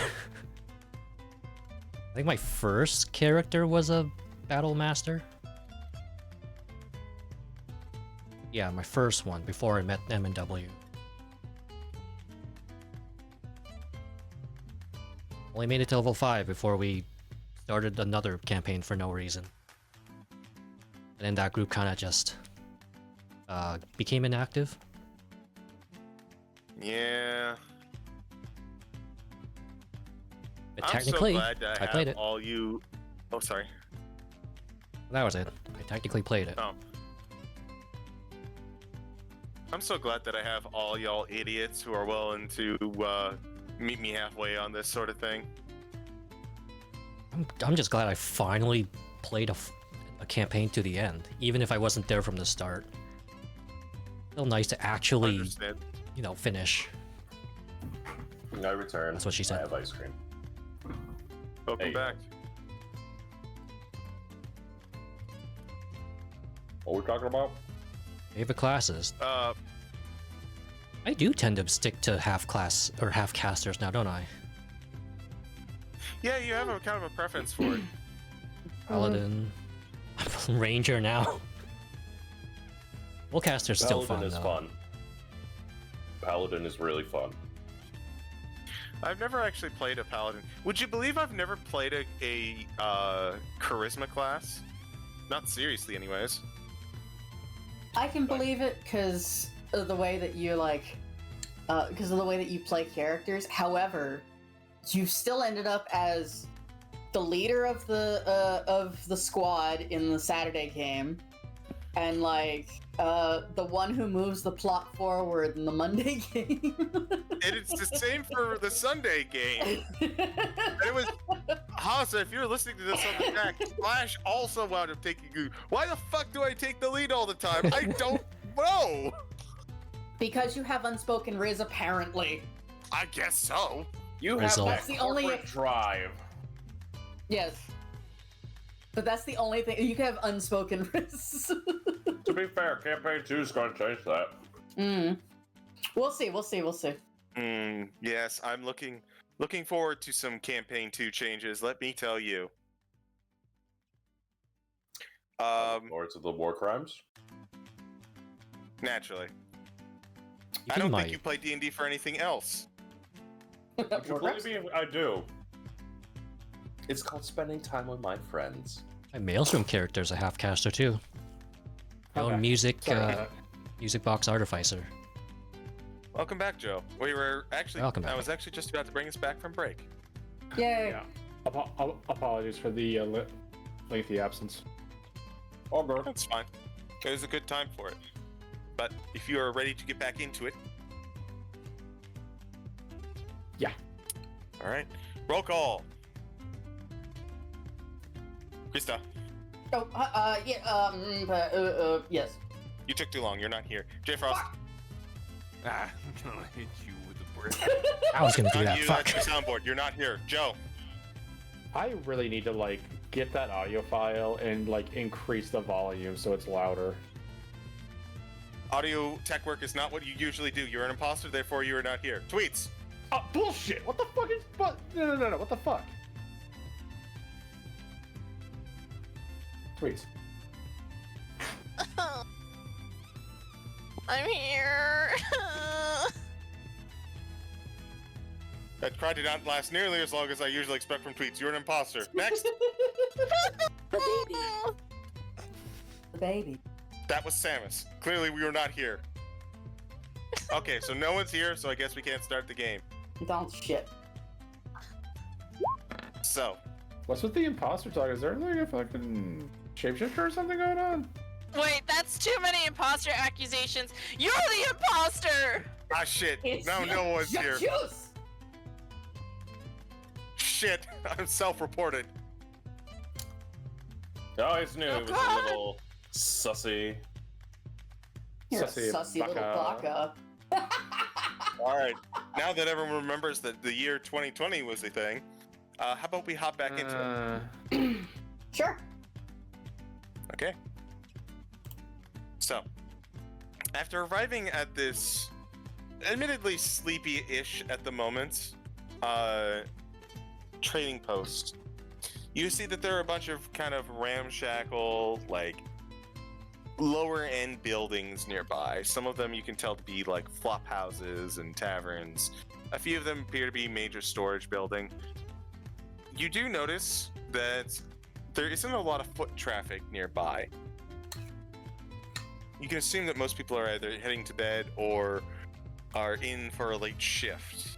However, you do know that the grung nearby and the pond mother somewhere in this immediate area. Shouldn't take you too long to find them though.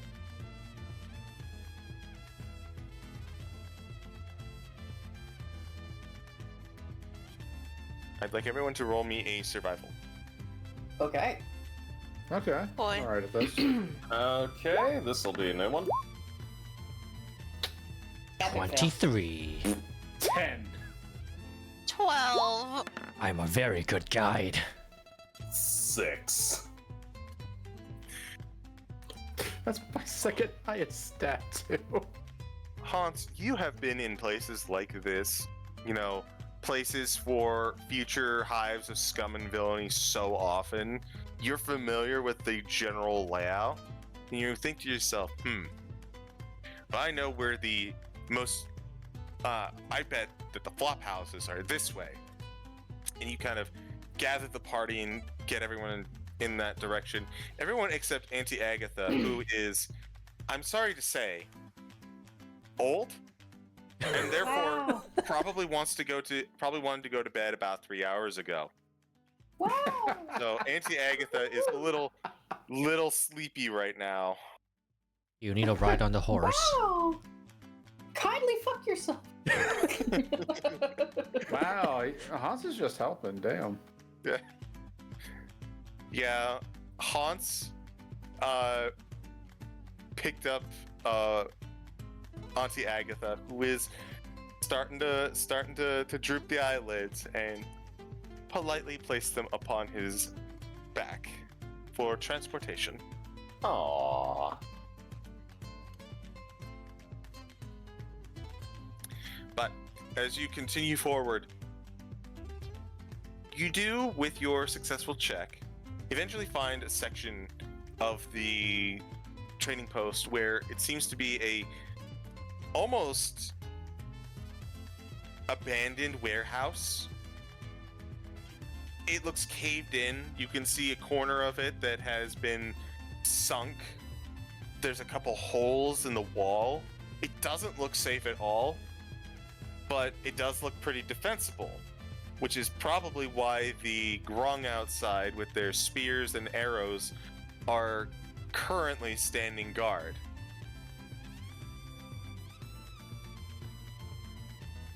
do you approach?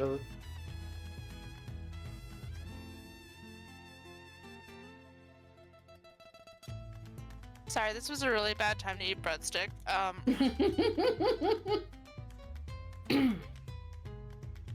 Ceylon will approach cautiously and will be like, sorry to interrupt, but, we're here to talk to the Pond Mother.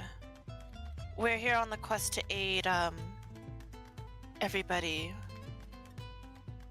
with the, Fangs situation.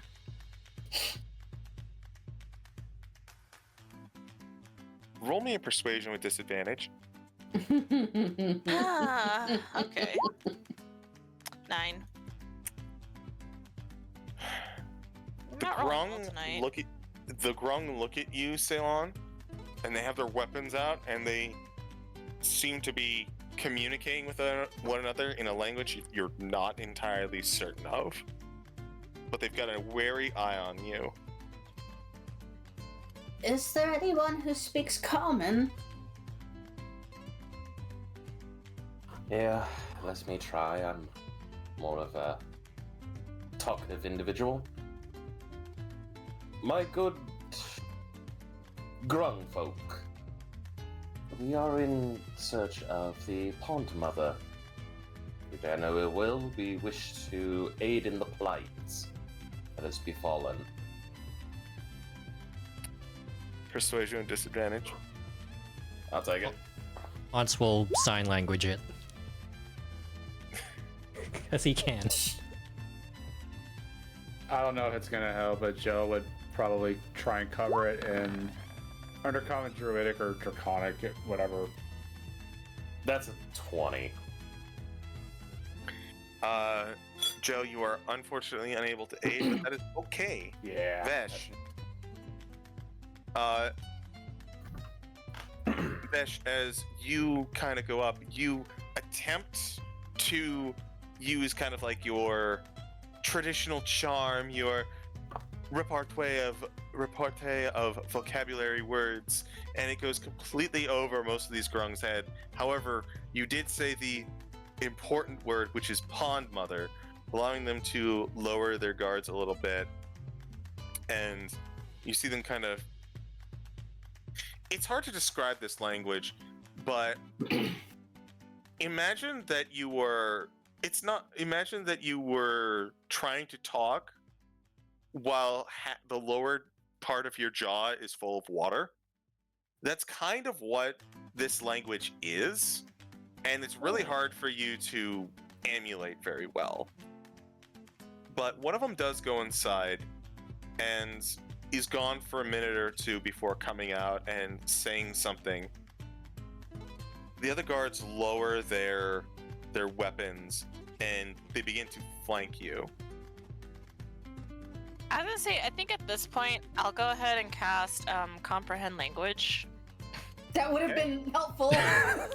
Yeah, no, Well, I was gonna wait until after people were done with their thing, but It's Ceylon all would have good. maybe It's done after that we've in been the stabbed, please. background. Thank you. Thank you. I've always wanted to Swiss cheese. After we get You know, poisoned. I've heard of boar's head cheese, but I've never heard of centaur cheese. I was really looking forward to it, Tweets. Mmm. Or to be fair, it's only one person understanding one, like everybody else. Yeah. Also, Yeah. horse cheese. Horse Hans. cheese. Hans. Mongolian But cheese, yeah, technically. Ceylon would have casted that and just listened silently while everyone was talking. Bitch, how could you? Because, as the player, and Ceylon as the character would have felt really bad about interrupting people. Can I not cast, but can I roll to see if I notice Ceylon casting this because there's verbal and semantic gestures to it? I'll allow it. Alright. No need to roll. It's pretty obvious. Oh, If okay. anything, you need to roll an Arcana to figure out what the spell was. Okay. I Salon. will. Pause. 15. Comprehend languages. Granny says nothing, but does give you the side eye. Ceylon is gonna look at you with this very apologetic look. He feels really bad, but he didn't want to interrupt. And also, he just got over seasickness. Catch him a break. Vesh is just gonna look back and go, "Alright, you gaggle of misfits, let's move." Wait, hold on. They're pointing spears at us right now, right? No. No. Oh, okay, I misunderstood. I apologize. So basically what happened was, the casting of comprehend languages, I'll peel this back. They were like, who are you? Who are these guys? But they heard Pond Mother, and one went inside, said, hey, the Pond Mother wants to see them. And now they're like flanking you, and they're saying, no sudden moves. Would you like to interpret, my dear?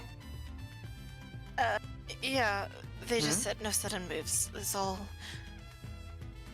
Sorry, Fine by me. I should have probably casted that spell before we came, but No, you're fine, you're fine. We were under the assumption that everyone speaks common. We are, of course, strangers in a strange land. So let's be on our best foot. Ceylon just looks bad, and this was his stomach as he goes in. He should have known! But the sea making him sick. His one brain cell that was working overtime is just sick. One brain cell. Vesh will The be the one first brain. one in. All right. I'm on a horse, so. I'm on a horse, motherfucker. Take a look at. As the guard kind of escorts you in, you see a whole bunch of grung, young and old, quite a menagerie of color. Green, red, blue, yellow, all vibrant. Each one, they look like the entire spectrum of poison dart frogs. Everything that you don't want to encounter in the Amazon rainforest. But you see a lot of adults there. You do not see a lot of children there. Oh. Tadpoles. No. You Noting that. you are escorted Yeah. to the back, where standing with two more guards on either side of her, a large, rather rotund looking grung with kind of I forget what it's called, but that like the part that makes the croaking for the frog. Just throat. Throat? Just throat. Well, Yeah. whatever. Kind of partially inflated the whole time. She is dressed in loose but somewhat elegant clothes. Certainly not high end, but like draperies and the occasional ring here and there. She is this deep purple color and currently sitting on this broken sofa. The only remotely like comfortable looking piece of furniture you could spy in this place. And she speaks to you in common. Helpers? Why? Your Yeah, from- deal with. I'm sorry, Frost, go ahead. You want to go? No, go for it. Are you sure? You are better at this than I am. This is only my first attempt at a bar. Don't keep that price on me just yet, there, bud. Looks at looks at the low charisma. You'll be fine. Oh, hey there, hold here, buddy. Yes, we're from Candlekeep. We've come concerning the great distress that your people are suffering, the plights. The children, and he'll kind of recite back. The children of frogs shall be endangered by 2 waves of serpents, the first bearing smiles, the second bearing fangs. So saith the wise Alando. She kind of tilts her head at you and just blinks. One eye at a time, but less You can get the sense it's not like the stupid blink, just more like how she blinks. Mm-hmm. And she just kind of like looks to you and goes, points to you, Vesh. You primordial. He will shake his head sadly and go, primordial, no. Common, yes. She'll kind of put her fingers to the rest of the group looking for anyone who speaks primordial. Ceylon will shake his head, but say, I cannot speak it, but for now I can understand it. Thumbs Joe to will Ceylon. jazz. Yeah, I was gonna say, Joe will jazz hands with the salon.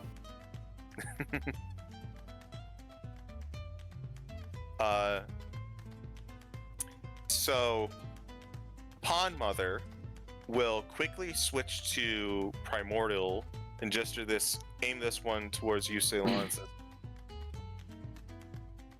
your friend uses a lot of fancy and high-end words.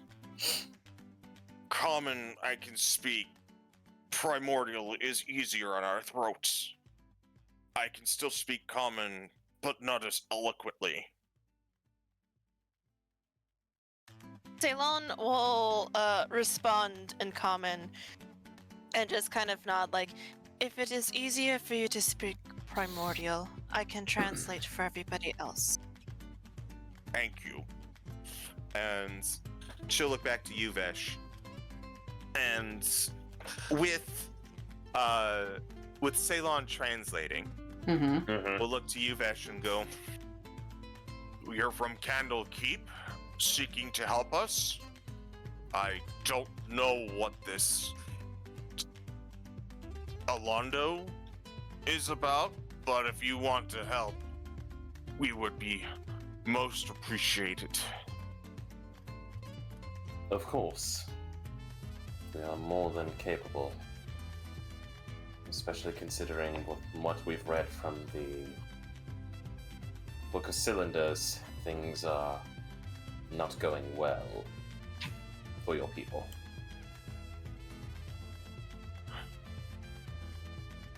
We fear for our children and their keepers who stayed behind. And our village. Hopefully that it remain. Yes. That's what we worry for as well, especially since they were mentioned in the warning. Fangs shall shadow smiles and frogs, binding them to watch their kin consumed.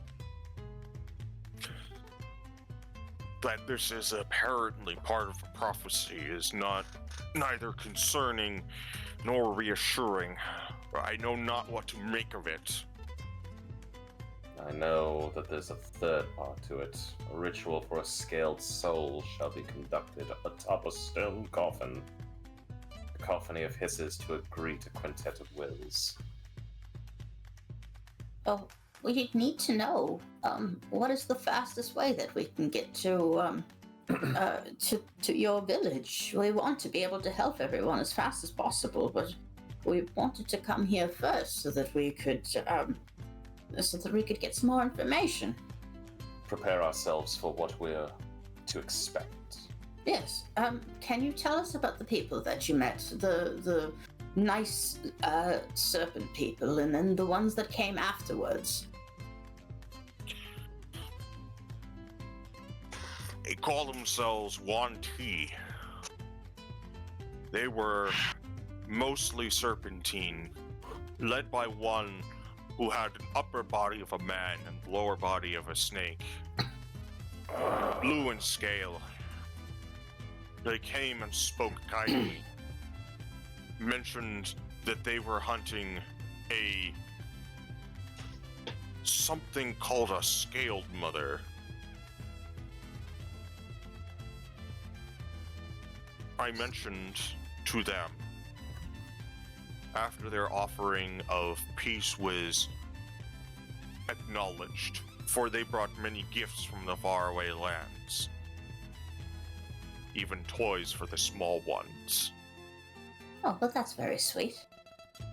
They seem to be interested in this one and wish to buy or purchase some time to research. They seemed earnest.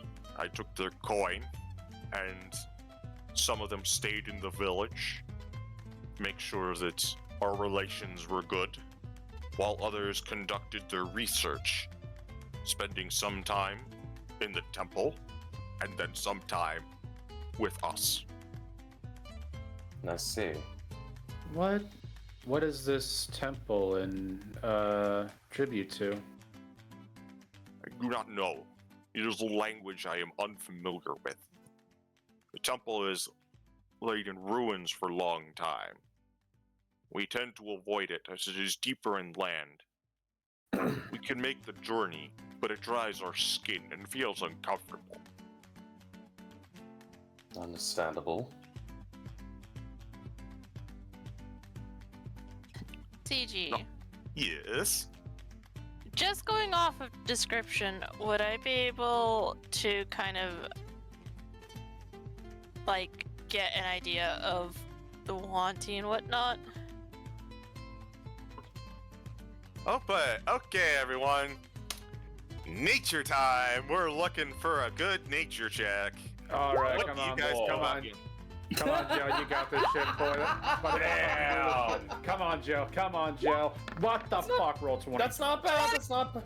15? Let's go! Wee wee. 18 with an attitude, baby. 19, looking real rude. Vesh, Honse, and Gel. Ooh. You have heard of Auntie before. They are humanoid snake individuals. Much like Grung, they tend to keep to themselves, but they are some of the more, since they are part snake and parts human looking, some of the more human looking ones can travel abroad and have been known to show up in the odd place. Whereas as you, Ceylon, you know that while this is true for most normal looking Auntie, they come in various stages of part snake. Some of them have a snake head and just humanoid body. Some of them are part snake from the chest down only. Some of them have been known to have some real nasty mutations. These are often not seen outside of their own little communities. Mm-hmm. As far as alignment or why they might be here, your guess is as good as any, but it's not unheard of.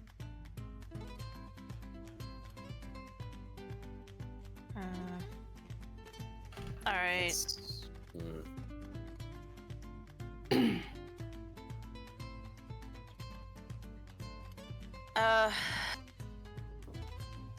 And I wouldn't happen to know what a scale mother would be, would I? No, this is the first time any of you have heard something like that.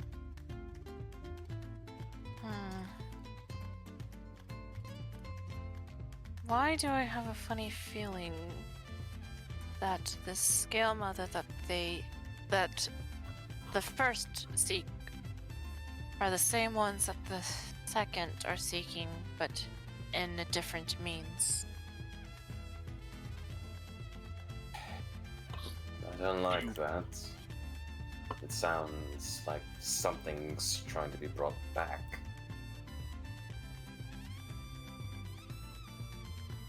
That does seem to be what the ring of it is. Though what they're bringing back is the question. Nothing good, I am sure. So, if you could translate for us, Ceylon, my dear. After the first one, what happened when the second came? Were they aggressive to each other? Were they only aggressive to you? What happened?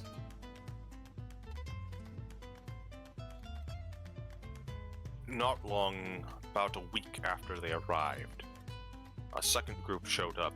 These ones many more of the fully snake variety, fully scaled, less of the humanoid. And as they did, they fell upon us quickly, with proper warning from the others, the ones that came before. We were able to evacuate some, but not all. They attacked the village, scattered us, and took the ones in the village hostage, the first group that arrived. That sounds as though they... Sorry, go ahead. I know not what became of them afterwards.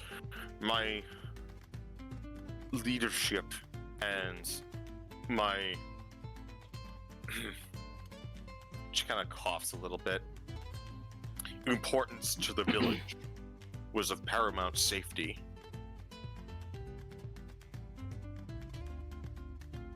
I was one of the first evacuated. So Understandable. they outwardly attacked the first group of Yanti. Yes. So not friends with each other. I see. Well, that sounds... Sounds as though they're not working with each other. Otherwise, from the not parable, from the prophecy. Yes, this was just from that and from what the Pond Mother says. I think we should hurry as fast as we can to get to the village. Pond Mother, do you know what is the fastest way? We are not like you. We don't have webbed feet. We have a centaur, for God's sakes. And she gives a little chuckle. Do you know a way that we can get there as quickly as possible to help your people? She looks you up and down and says, you are not accustomed to the marshes, I take it. Oh, goodness, no. I'm pretty sure I would drown. Hey, CG. Yes.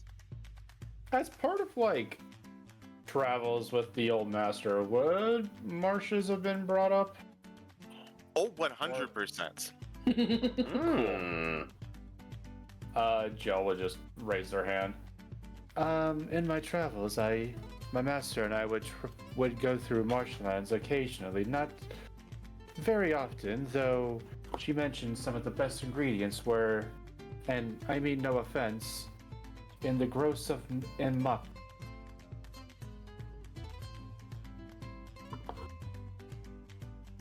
It is told to me that not many share our aptitude for the marches.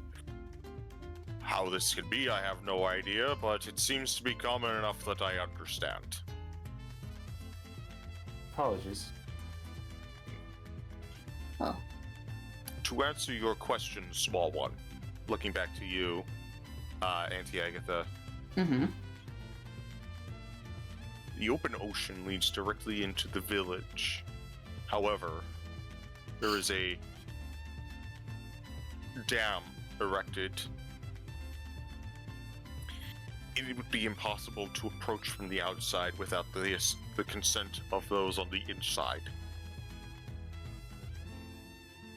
Could attempt to take a ship and assault from the front. This would be risky, however.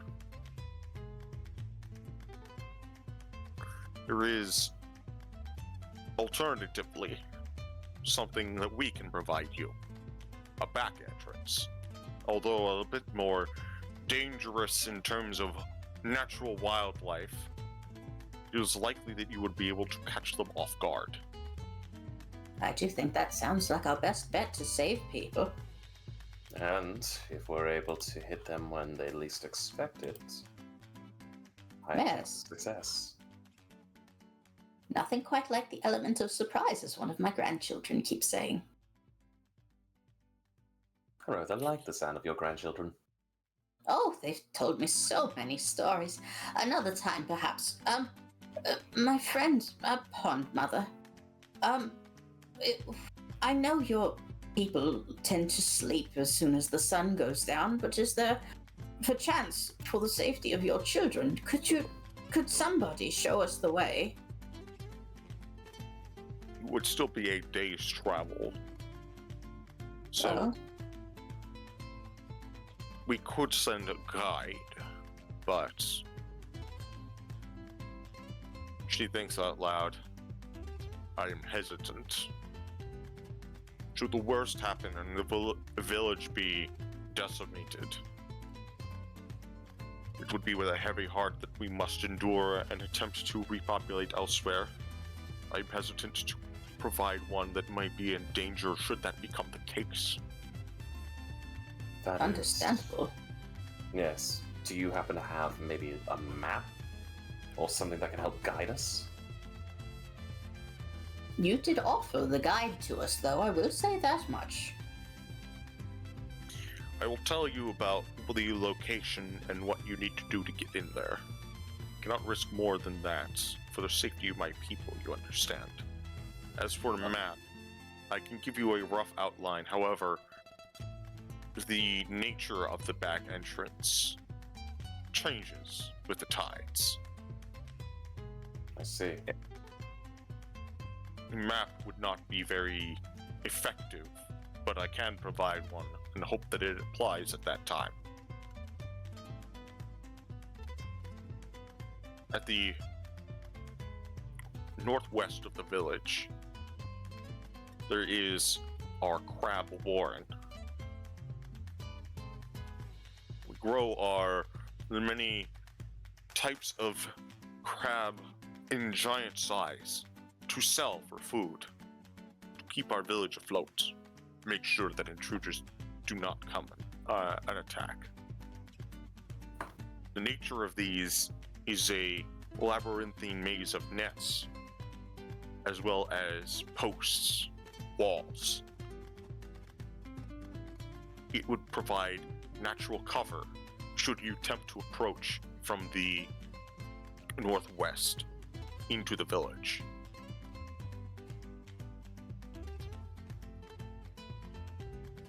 Alright.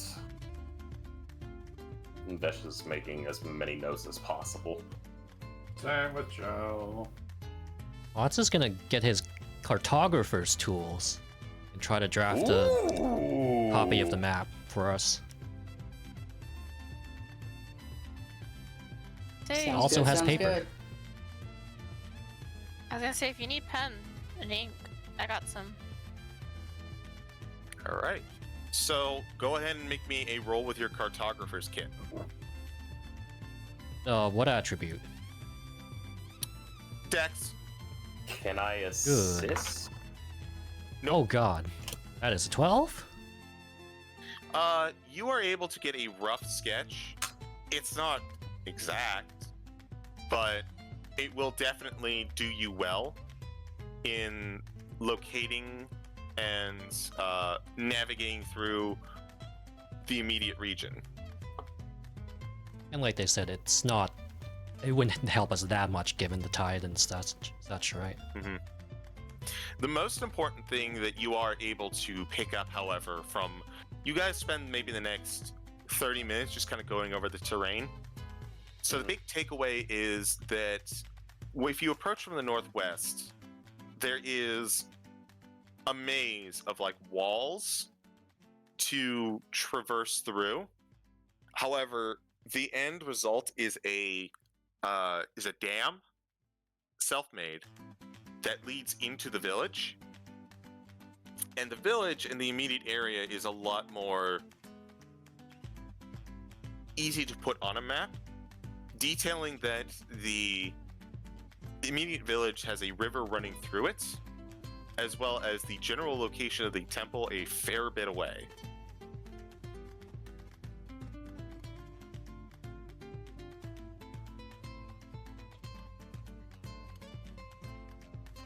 You'll mark those additional notes down on the map. I'll forget, but Honse won't. Fair enough.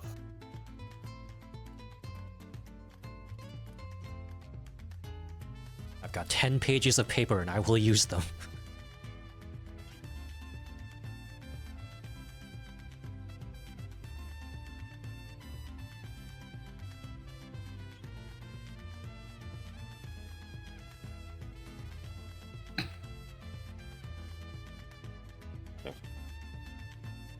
As you are writing down this map, does anyone else have any questions or requests from the Pond Mother?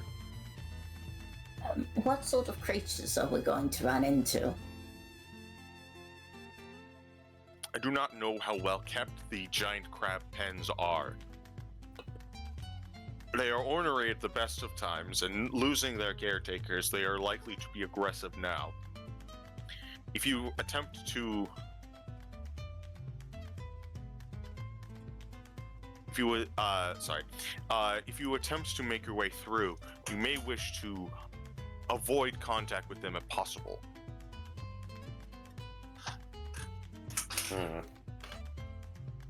As for the area around the village, I am unsure of any other dangerous fauna other than the invaders.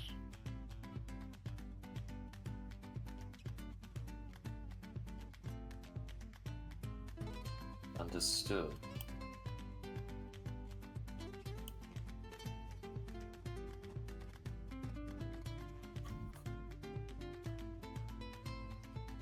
Joe will nod.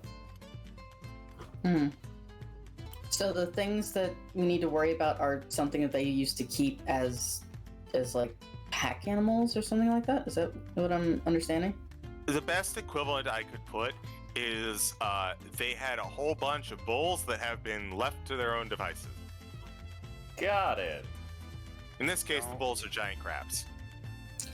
Oh, Crab. in that case, Crabbius. she'll look to the Pond Mother. Did you have anything that you used to tame them, or like a whistle, or some food that would ease them, or something of the sort? Joe will point towards Auntie Agatha the moment food gets brought up. If they haven't been fed, they're going to be very upset. Hold on, I have to think on this one. It always boils down to food.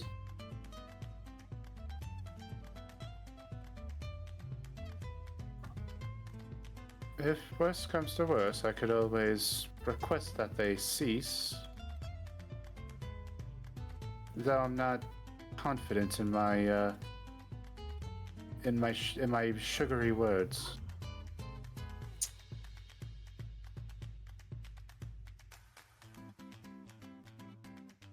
Crabs live off of smaller fish, size of anchovies or minnows, but in large volume.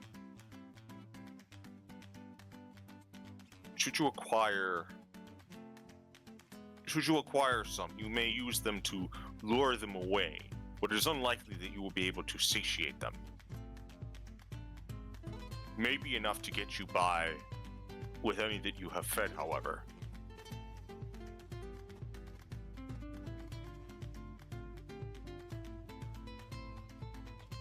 Fair enough. Maybe borrow a throwing net if possible. Most of our nets are located on site. I shall see if we have one, and I'm gonna roll. Okay. Let's see, did you guys bring any nets with you when you fled? Probably not. I would hope so. Not necessarily. These guys are hunters and fishermen, after all. Yee. Spearfishing, probably. Yeah. Spearfishing, net fishing. Trident. Tomato. Ooh, trident. That's actually kind of fun. They have 3 nets. Mhm. They are willing to part with one of them. Yes. Please. Alright. Go ahead and whoever would like a net, add it to your inventory. Remember, a net is a weapon and must be rolled like a weapon attack. It goes off of strength, if I remember correctly. I believe that is right. Who's our best strength? Honse. Yes, who has strength here?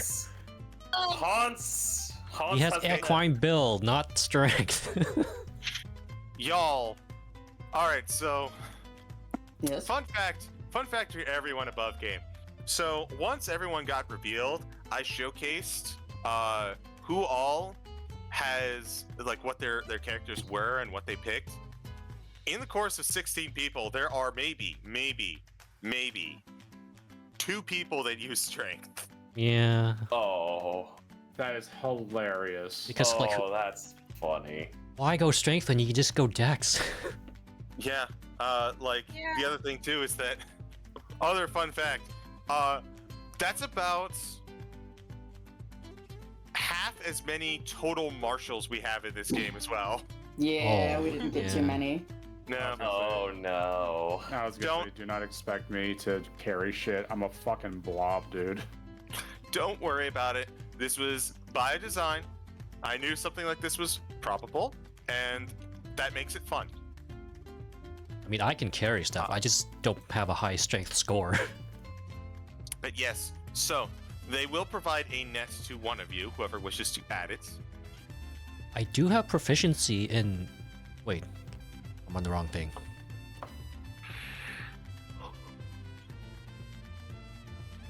Martial weapons that have the light or finesse property. Aren't they Other than light? Is it? Nets. Give me a sec. I could tell you right now. Go for it. I'll let you search. While we are looking, Nope. The Pond Mother will look back to all of you. If there's not too much trouble, though I fear it might be. Our young were left in the village. They have not yet hatched. We are concerned. The pond obviously could not be moved. We could not rescue any of them before they fell upon us. If you could liberate the town, we can pay you handsomely, and any and all gear not related to our our lifestyle would be available for viewers for looters' rights. Oh, well, we're not those sorts of people. No, consider it payment. We care mostly for our children. Anything else that you may find in need, you may find for your acquisition or need is yours. Oh, certainly, but we're not like these snake people. I couldn't imagine us going and scrounging about after mission complete.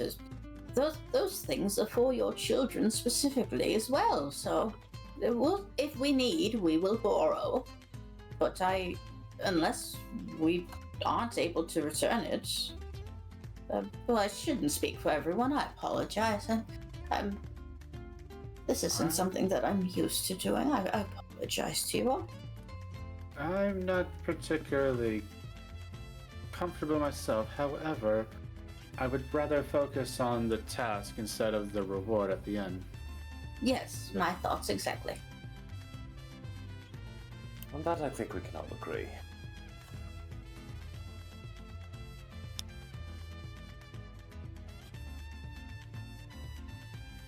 Anything else you would like to ask of the Pond Mother? I don't think we need anything else. The net was so that we can get some fish to, like, lure away the giant crabs. And, like, maybe if there's a critter that we run into, but that's about it. If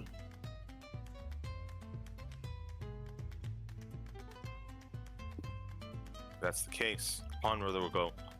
We shall make the day grows long, and we shall soon make for the Sea of Dreams. Upon the morrow, that would be best for you to depart as soon as possible. It will take some time to arrive there, but hopefully you should still have daylight when you approach. Sounds like a plan. Okay, thank you. Pond Mother Is nods. Is there anywhere that we could sleep here?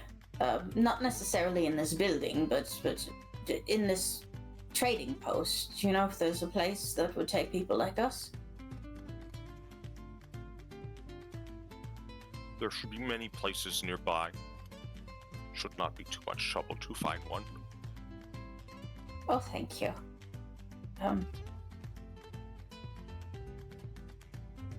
I suppose we'll be leaving on with first light, if not a little earlier. Pond Mother will nod, and the two guards from before, like, they will stamp their spears as kind of a gesture to, like, hey, we're done here. Yeah. But instead of pointing their spears at you, they just kind of escort you out. Mm-hmm. Right. For brevity's sake, I would like 1 gold from each of you to find an inn for tonight. Okay. I have no money written down.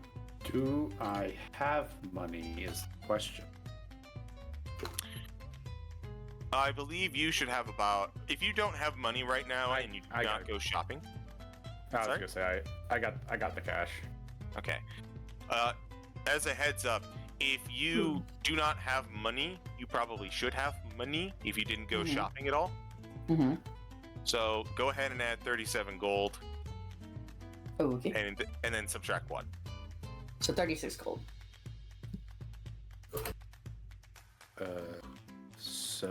Yeah, that one.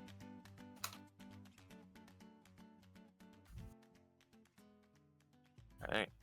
But as all of you add your gold together and purchase a room for the night, you head on out early the next dawn. The Pond Mother was kind enough to provide you with a rowboat. However, she did warn that you would have to drag it with you the entire day and it might slow you down. So, you can bring a rowboat. However, as previously mentioned, you got to get it there. Mm-hmm. So, it is up to you whether you want to bring it or not. What do you say, folks? Do we I guess- row the boat? Well, I Row, count row, as fight, Down the stream? power.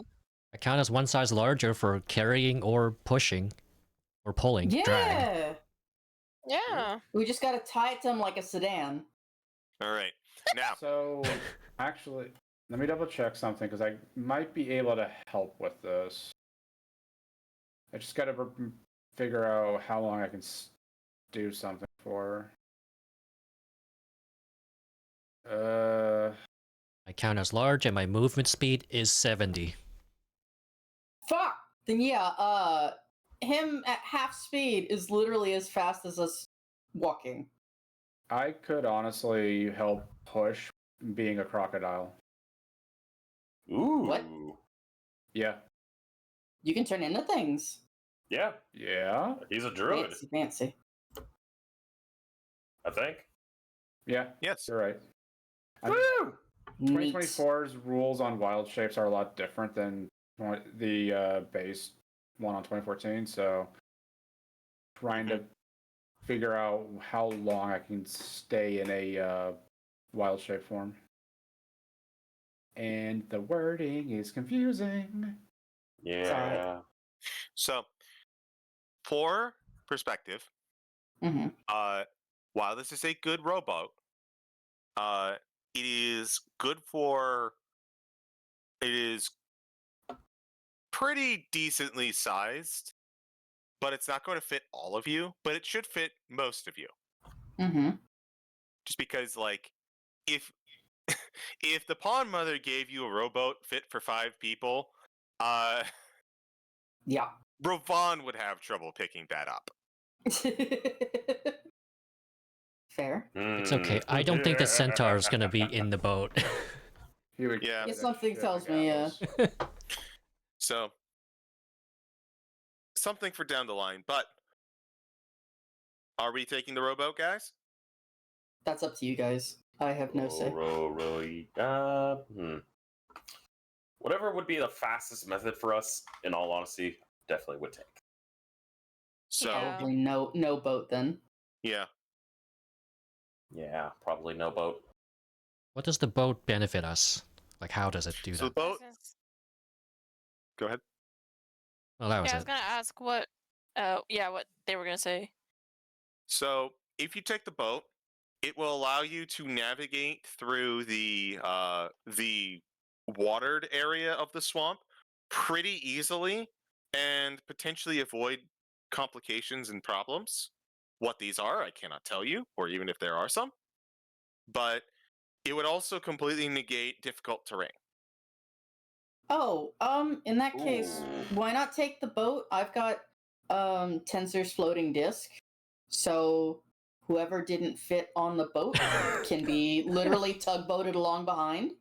Not a problem. Not a problem. Centaur will hitch a Is- ride. This is new. This is hilarious. We're hooking up. Oh god. Oh god. Guys, What? we have a horse trailer. Oh my god! Oh We have Honse trailer. I love you, Wait, baby. isn't Tensor's floating disc ritual?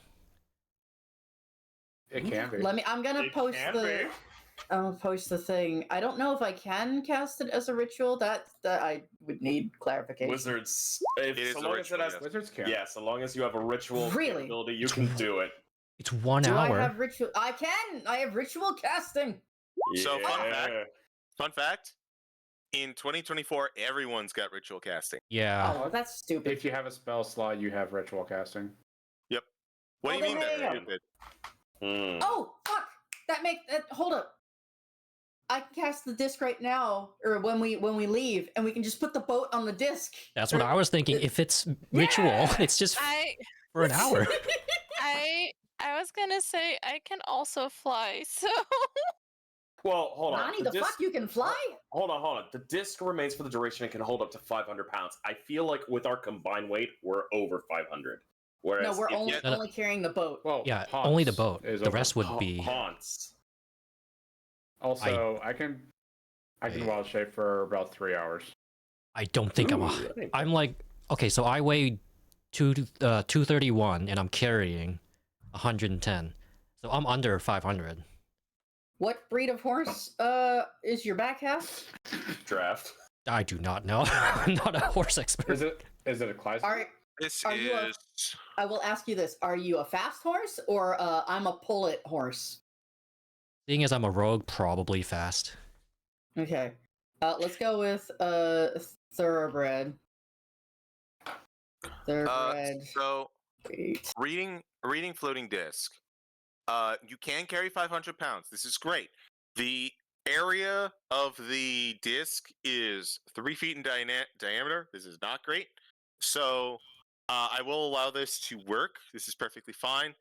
Most of you are going to have to stay by the rowboat and just balance it. So if that's all right, then it sounds like you guys got yourself a boat. Yay, boat. Yeah, Okay. I can help push the boat. Or pull the boat. DM. Yes, hi. This is so Hi. stupid, I Are love it. centaurs smaller than their horse counterparts? No. We Oh, aren't? sorry, I thought Wiley. horses were large. No. I thought they were medium sized. I think centaurs are technically large creatures. Like Yeah. if you're not, I think I- they're made medium for the sake of game convenience. Yeah. Yeah. But I mean, usually, I don't know, like, you're kind of like a weird skeletal structure, so it's like bone density at that point. yeah, I mean, how much do you weigh in the game? yeah. So get this: centaurs monster block large, centaurs playable race block medium. Yeah, because we Oh! like humans can mount centaurs. You have to be a size lower to mount them, right? Yeah, but why are the players medium and the Because it would be NPCs large? unbalanced. Yeah. Why aren't Because- Goliaths large, right? Look, they're balance free thing. range. They're free range. Friends. Yeah, we're getting off topic. Yeah. We Are got we going to sleep? basically. we got basically an hour to get going, so I'd like to get you to a certain spot. So shall we proceed? Yes, please. Yeah. All right. So, let me check on something.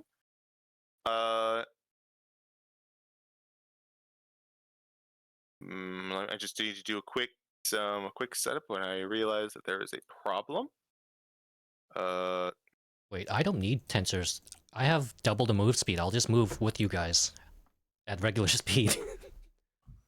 So that's fine, honestly. If you all have the boat, you have what, 30 movement? Whatever the boat is. Yeah, whatever the boat. Depends. I mean, And if it's does a just boat- difficult terrain, I guess there might be hazards, but I'll be fine. Roll 20 is not behaving. Why are you fighting me? Talk amongst yourselves while I sort this out. I mean, So the centaurs wait, yeah?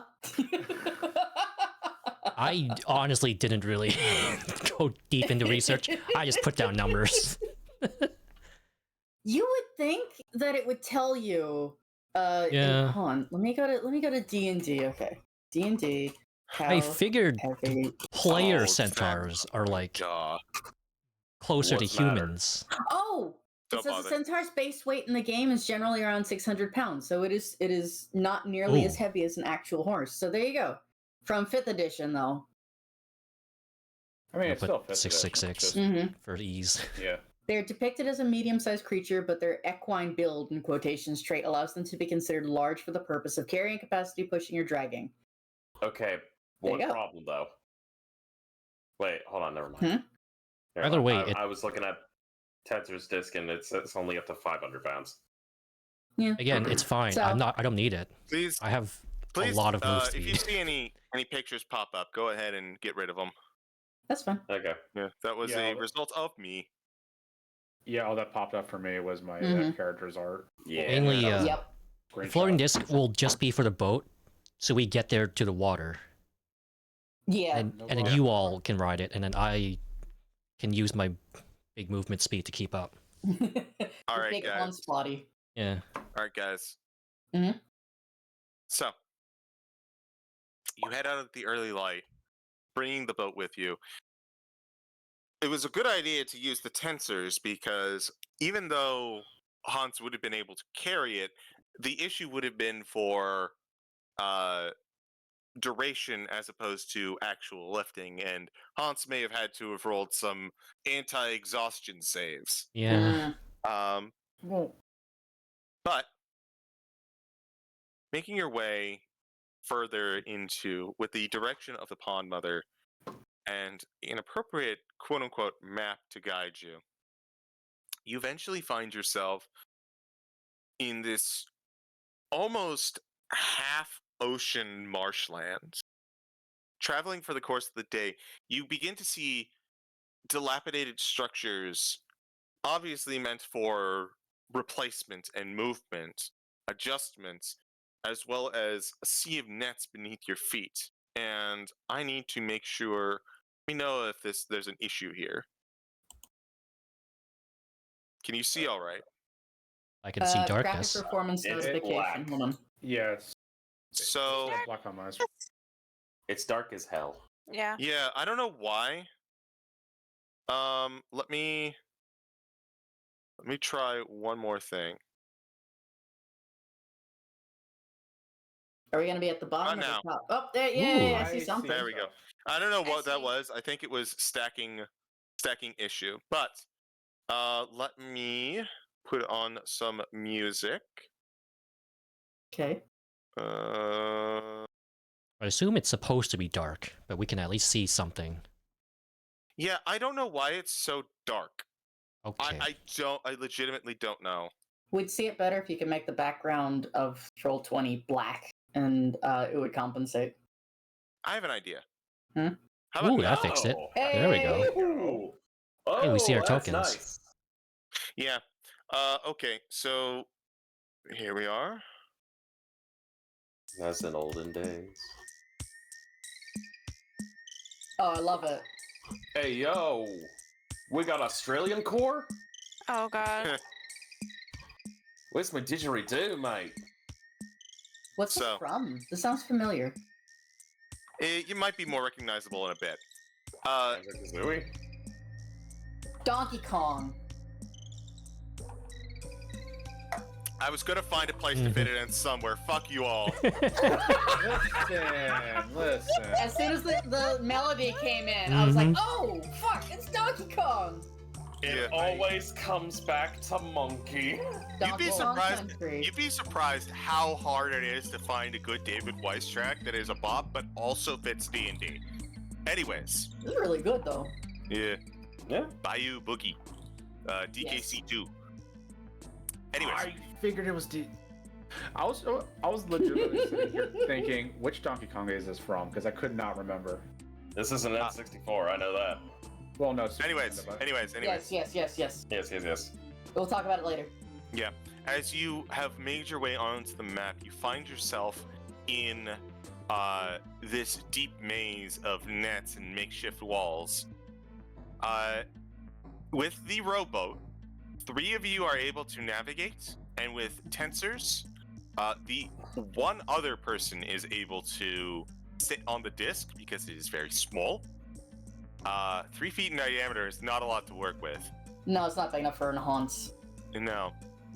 So one of you is going to have to navigate the waters. Odds. Not it.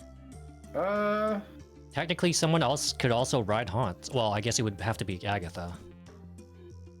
I was gonna Because, say, like, that's unless true. someone else is small-sized, that's the limitation. No, you can still have a medium-sized person No. ride on you. Yeah, no. No. That's why Okay. horses are medium-sized.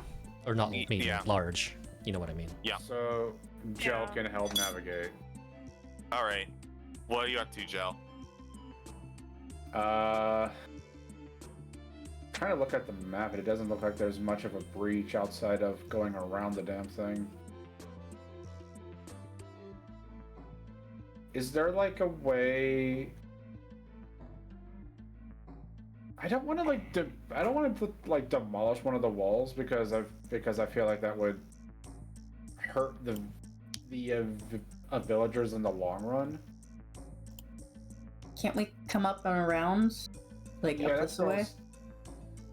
what I was thinking, but I'm not sure how far around it goes. Like, we can go like towards the south here, and kind of Either way. make land over here. Both are good ideas. I have 2 pieces of relevant info for you. Yes. Unless you have a swim speed, all of the water counts or are in the boat. This water counts as difficult terrain. I figured. Number 2, each square is 100 feet. Okay. Oh. Oh. It's just gonna take a little bit. How high are these walls? They're not high. They're meant to keep. It's more that they're low. They go deep into the water. Probably about 4 to 5 feet tall.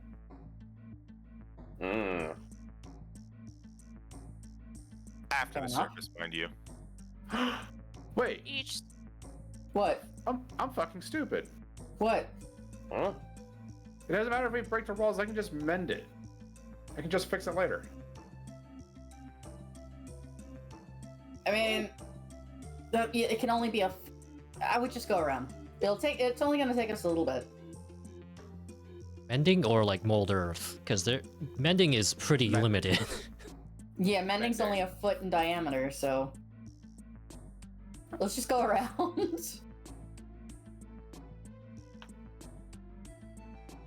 All right. Would survival or like a perception be useful here, CG, to help navigate? Absolutely. Ooh. Doesn't Can we assist in any way? Yes. You may all roll perception or survival of your choice. Okay. I will Definitely gonna do. go perception. Yeah, I'm doing a perception as well. Creamy. Shall perceive with a 24. You know, 15, I'll take that. One of these is bound to be good. 19. Damn! That's why I thought they'd be 27. All right.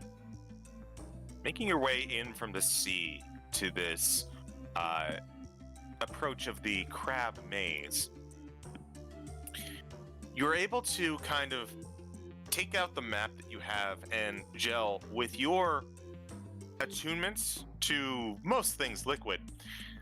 You're able to kind of give a feel for the waves and where they break and where they part. It's almost a little bit like sonar. And you were able to determine not the full path, but a decent way of approaching. You get the sense that you may need to go south, up, down, and then upwards to get the best way in. Can I ask a question real quick? Yes. Since it's for brevity's sake, along the way, could somebody have like cast the net to get some fish for the event of running into a crab? Sure. Go ahead and since this was your idea, why don't you go ahead and roll me an unarmed strike or a like attack with a dex weapon, and we'll just have that be your net attack. Okay. Is a dagger okay? Yeah, that's fine. It's perfect even. Yeah, I'm gonna ask someone else to do it. She can't even. It's bigger than she is. She can't pick it up. Could somebody help me, please? One more person Alrighty. can roll an attack. I got this. Honse to the rescue. Let's go, Hans. Please. Please. I'll just use a rapier attack because that's That's What fine. is it? Yay, okay. That's not it's a bad. dex attack, right? So That's 13. alright. Yeah, it's a dex attack. Not great. Most of the focus was on rowing, but you do find a couple. You get a roughly enough for, again, for brevity's sake, enough for about one crab. Oh dear. Yeah, not great. So, CG, you said down south this way and then heading up this way? Yep. If you wish to if you go down there, you can park yourself along the coast and make your way in, or you can make your way through the dam. Your choice. The coast sounds simpler. Yeah.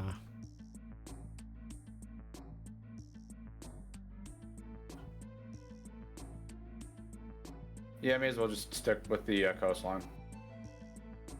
If that's okay with everybody else. Fine with It's me. not bad. All right. So, I'm going to move you guys as a group. Mm-hmm.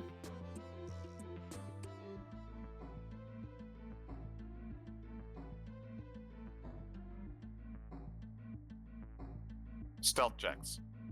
Oh. Oh, if that's the case, hold the fucking phone. I got this. Oh, do you We have the, a druid. the ultimate druid move? I have the druid move, yes. Oh! Best Thank spell in the Alright. game. Fight me. Can we Not break 40? wrong. Damn it, no 40. Close Damn. though. Damn close. Oh. What'd you roll? 29, I'll take that. You got a 17, that's not bad. 13.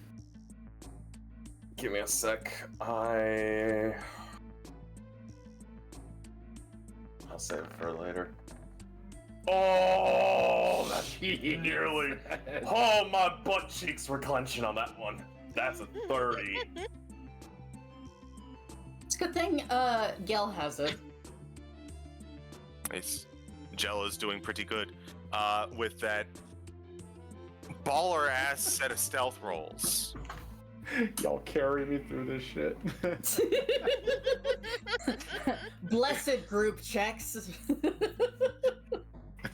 Saving our asses once again. I'm of the opinion that group checks are the only way to do stealth checks. Having one person roll a 3 is just a recipe for stealth to be the worst thing ever. Mm-hmm. But Unless three they're off people- on their own. Yeah. But 3 people Yeah. rolling a nat 1 is hilarious. True. Looks at Yes. Sunday game. Yeah. Hi, Bun. Hi, Miss you, Vaughn. Bun. So with the set of stealth rolls, you feel a bump underneath the boat as something hard and something rigid kind of connects with it. You all hold your breath, making sure you're just passing driftwood. There's nothing there. You're just passing driftwood. Nothing happened. You resume paddling.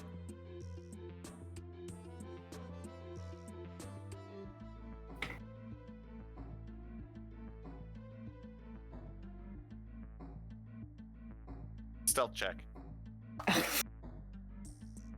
All right, baby. Oh, boy. You can do better. You can do better. Same roll. Oh no! Oh no. Oh no! Nat 2! Oh, It's not a nat 2, it's a 12. It's okay, it's okay. It's a 12 and a 17. 17 is not bad. 28. You technically can't now on skill checks, right? And that one on stealth counts as 2 failures. But how many successes do we get? Yeah. Many more successes than failures. Why do I 3 have a successes versus 4 failures. Oh no. Oh shit. All right. Guys, Numbers don't come lie. on. Wait. What? Waiting. I have inspiration. I'm not shitting. Yeah! Okay. Dude. Oh, sweet mercy. No! Ow. Before we lose hope. Hold on. Hang on. It's a new day. Do I get 2 new portent dice? I was about to ask. Okay. Let's do it. Let's do it. Come on. Let's do it. Port and starboard, port and starboard, port and starboard. Okay, I give him the 17. All right. So you have a 2 for the day for your portents. Noted. Yes. I give him the 17, so that cancels out a failure. It makes it four successes, 3 failures. Wait, hold on. What? Oh, never mind. No, save that 2 for later. You should save the 2 for later, but he's getting the 17 right now. Oh, okay, so that's technically 4 successes, 2 failures? I want to point this out right now that me as the DM is looking at that 17 that you just gave to Gel, and I am envisioning myself as the, devil that Faust bargained with, realizing that he is taking more for so much less. But you do succeed on your save as one of the crabs seems to crawl along a net and begins fighting with another crab as the 2 of them scuffle, and you decide to roll faster before whatever this turf dispute between the 2 of them, you get out of there before they shift focus to you. That was a wild ride, y'all. That was a Bro, we almost got caught up in a crab gang war. Yes. I don't know what's hilarious. The fact that 2 of us rolled nat 1s in the first go, or that someone rolled 2 nat 1s in a row! I mean, one more and I would have gotten a free Sunday. I would have needed it by then. Hold on. I've gotta say this. You got a what? Feel free to clip that, by the way. Oh, that's I funny. must have saved it. Fuck. Frost, that's Please. hilarious. Thank you. I love it. 1, 2, 1, 2, 3. what? Okay. 4, 5. Stealth check. Oh no. Here we go. I'm just gonna keep my fat mouth shut. Aw. 19. 23. 31. 23! Oh. You watch Auntie Agatha as you're holding on to this bag of minnows and anchovies that you fished up. I don't even know if that's the right fish, but you know. One of them slips out Mm-hmm. and makes it back into the water Mm-hmm. and gets snatched up by a giant crab claw and dips beneath the surface, but it doesn't come back up. Oh, fuck no! Okay. Just keep swimming, just keep swimming, just keep swimming, just Move keep faster, swimming. faster! Just one, Please move faster. 2, Stay quiet, but please move faster. 3, 4, 5. Stealth rolls. Oh, it's 30. Oh no, it's my turn! Oh, How? wait. We might need to use that too for That's a- someone. That's a thick What the fuck do you mean? failure. I failed with technically a 22. 14? Do you? But you can't fail like skill checks. But Funny. CG It's a just group said thing. it's 2 failures. It's a group check. You might want to It's a use group that check. too for one of them. Yep. Two for what? You have an important type, don't you? Yeah. Why would you want me to give a 2 to one of you guys? So we don't have a nat So we don't 1 fail the for group failures. check. Yes. Oh, okay. I will. Yeah. I love will you. Give it to the Honse, I suppose. That would make it, what, 13 plus 10? 23. Yeah. Yeah. 23. This is funny. Oh no. Oh no. Are we committing to the 2? Yeah. Let's go. Let's go. Let's go. Wait, hold on. You rolled a survival. What? Honey, It's you the rolled a same. It's survival. the same. Oh yeah, it's the same either way. It's the same. Oh, never mind. I apologize, but it is the same number. So this Also, is CG, I interesting. never settle.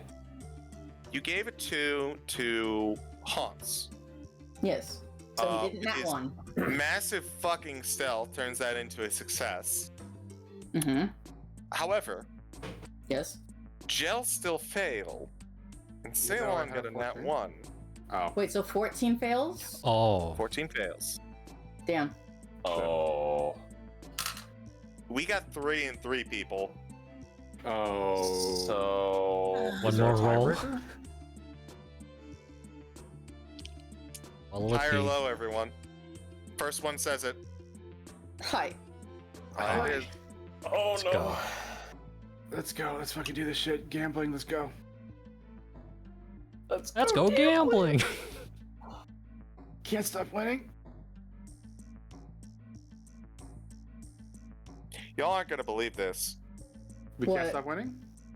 You got a 100. Oh. I can't stop winning! Can't stop winning. Oh! I feel sweet bliss and relief. There goes all my luck for my future randomizers. Oh, 2, 3, 4, 5. Roll Stealth stealth. Yeah. oh boy. We're in for 15. 29. Damn it, one of these days I'll break 40. 34! natural 20. Nice! You beat the haunts.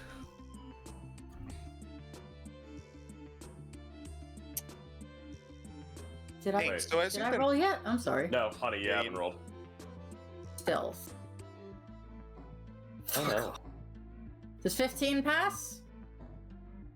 Well, yes, it does. Yay. But it wouldn't matter anyways because everyone else absolutely crushed it. Yeah, Yay, God.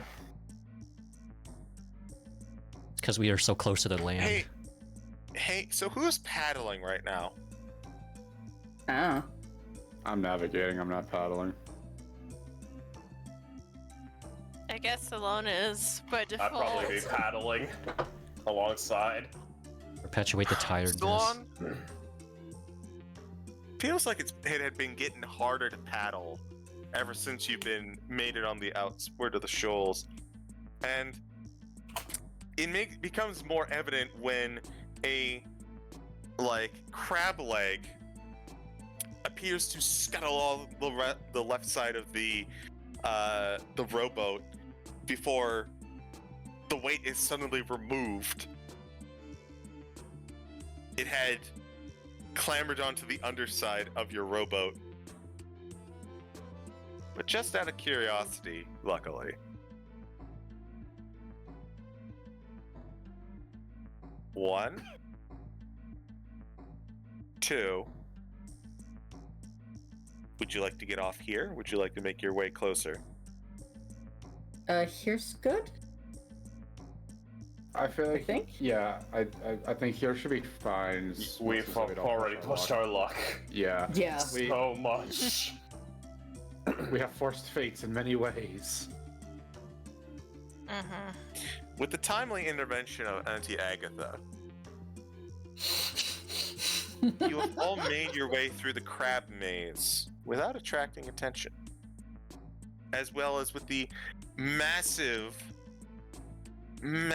buff provided by Gel to make sure that even the most normal of steps is stealthy. But you have all succeeded.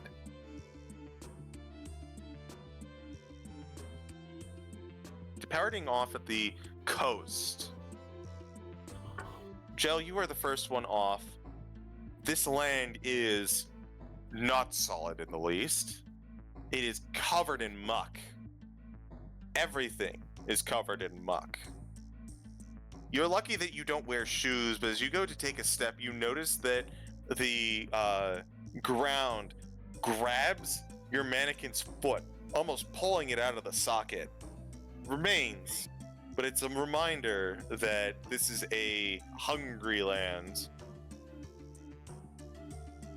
Like the moment Jill steps out of the boat, everyone just hears like a lot of squishing and splorshing around, just so like it seems like they're trying to test the texture of like the ground itself before just kind of shrugging. It seems solid-ish. Just don't ask for too much.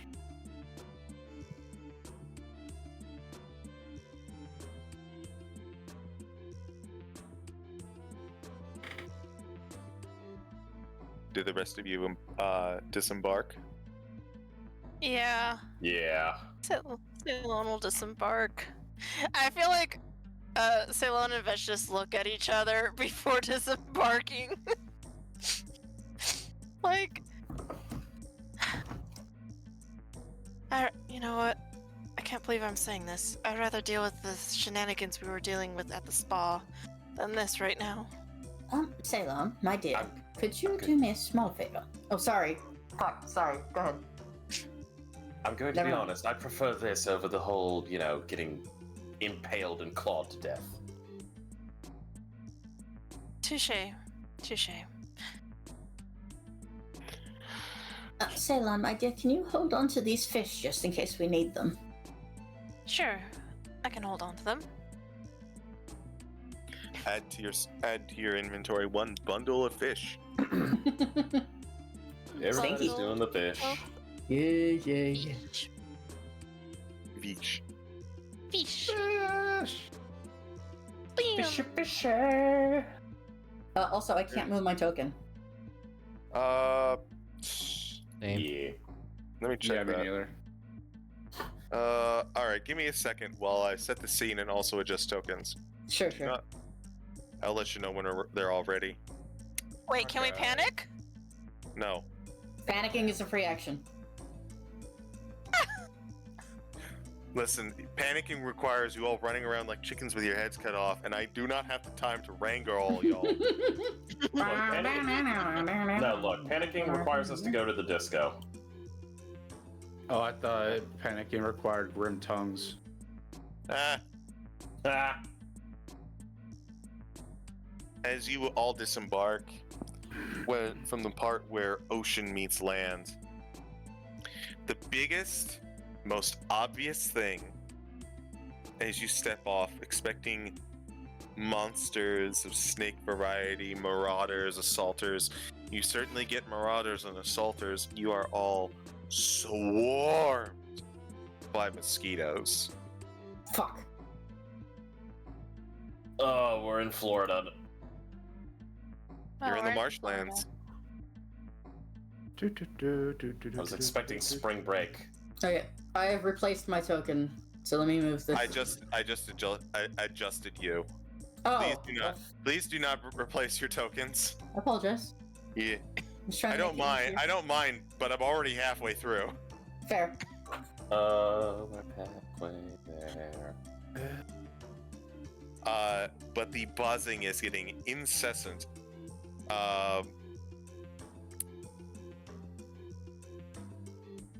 Honse, I'm sorry to say, you have it the absolute worst.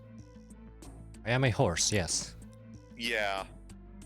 You are getting sapped from all sides, and there's not much you could really do about it.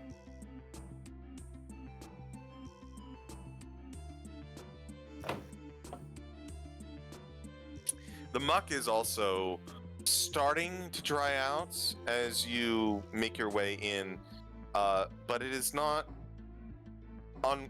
relenting. It's like going from 90% water to like 80% water. If that makes sense. And the smell is awful. It is a mix. It smells like a rotting fish left out in a field. This mix of rotten fish, earth, sea salt, water. To say that this place is hostile to you is a bit going a little too far. To say that it is one of the most unpleasant experiences for 4 of you at least, absolutely appropriate. However, one of you is doing pretty well. Jell, you are familiar with this particular place. You are even familiar with this particular type of humidity. And frankly, all of these mosquitoes that try to land on you are either met with wood or they make for a nice little snack. If they like land anywhere like near any of the joints or on the hair or anything, they just get absolutely absorbed into the gelatinous body. Mm-hmm. You should all be able to move now. Okay. Yes. All right. Please go slowly, as you are 100 feet out. Oh. Okay. Oh. Okay. Just like each square is 100 feet, so. Right. Okay. But probably other than the bugs, the one who's most likely having the most amount of trouble is Vesh. This is so far away from your usual wheelhouse, and it is the most naturist nature you could possibly nature. So I have a question. Yes.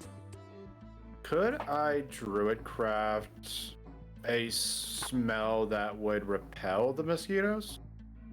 Or everybody Citronella. else? Roll me in nature, actually, to identify an appropriate ward or deterrent. Yo. So despite not having a nose, really, you are familiar with these insects, as when you were adventuring out here with your master, you noted that she was so done with these things. She liked the idea more than the actual execution, as she put it. And she sent out some kind of odor that at your time you were unable to really pay attention to, but in this moment you are able to recall. And if you would like, you can put it out for your allies and provide them much needed relief. Oh, for sure. Just they're gonna like unhook one of the fingers of the mannequin itself and just release this little puff of repellent, like this, like Krista, what'd you say, citronella? Citronella. Yeah, something along that line, and if need be, they can just provide it every round up until we get to someplace serious if the mosquitoes become too much of a problem. Alright.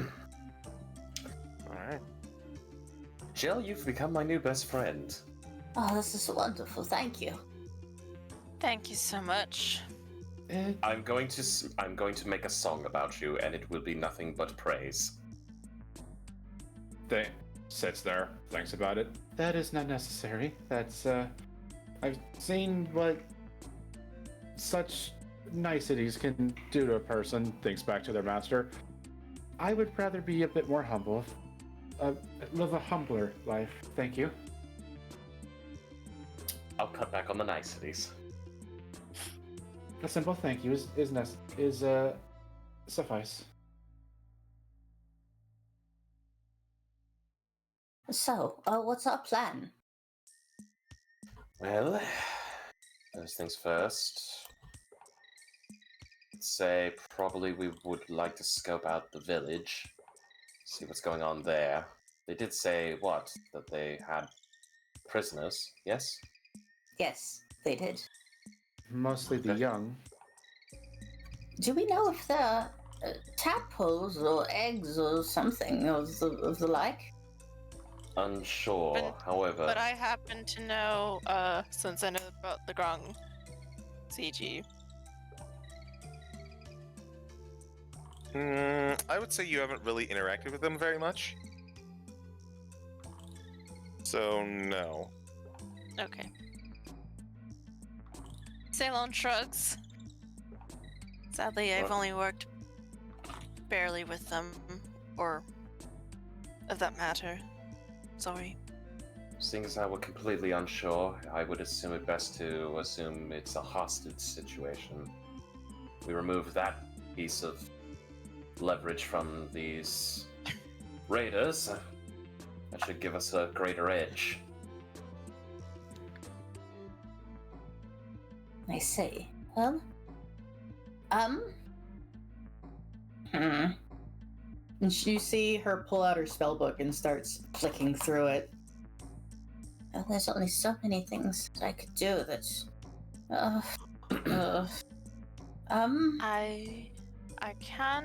I will say this. I can Yes? cast invisibility on myself and a couple others as well, if Oh, need be. that reminds me. My dearest friend, Ceylon. Yes. I managed to pick up that spell as a freebie during after our last encounter. You know, with that whole menagerie of shit. Yes. Goes back to the nat 1. Not once. That doesn't happen in my games. Looks up. Flashbacks to a faraway land where something jams continuously. Wild monkey noises.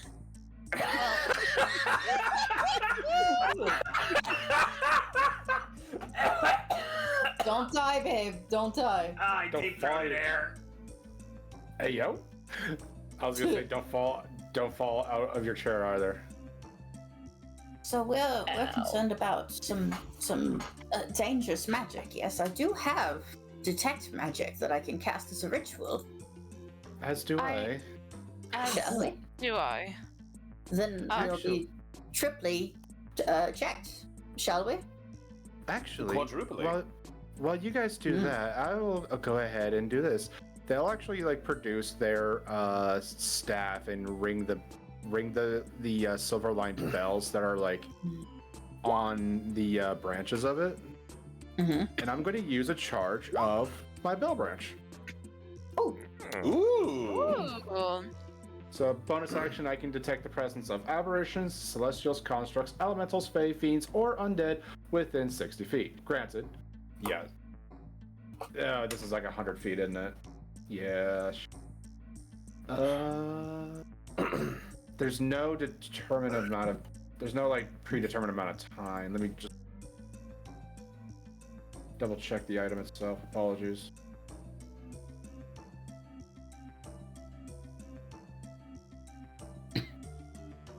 There's no like time limit on this thing. So CG, what would you be more comfortable with for like a minute, 60 seconds, like a minute, 60 minutes? For the detection? Yeah.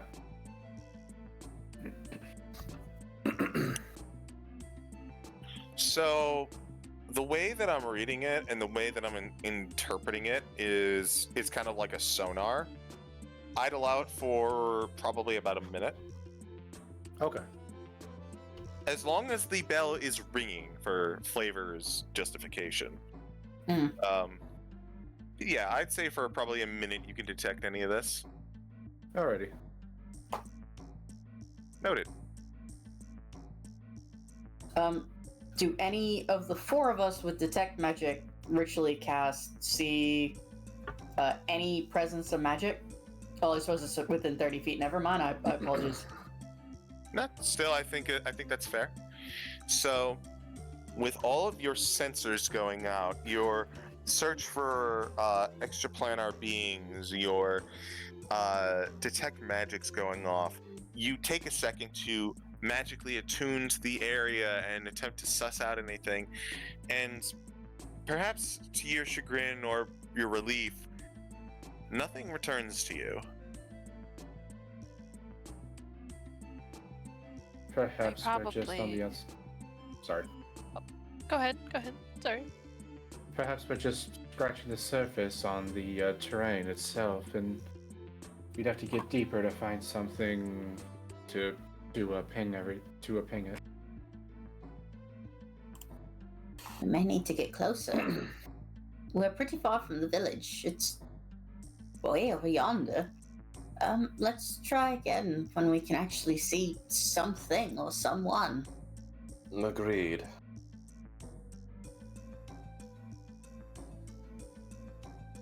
Shall we? Yes, I think so. We shall.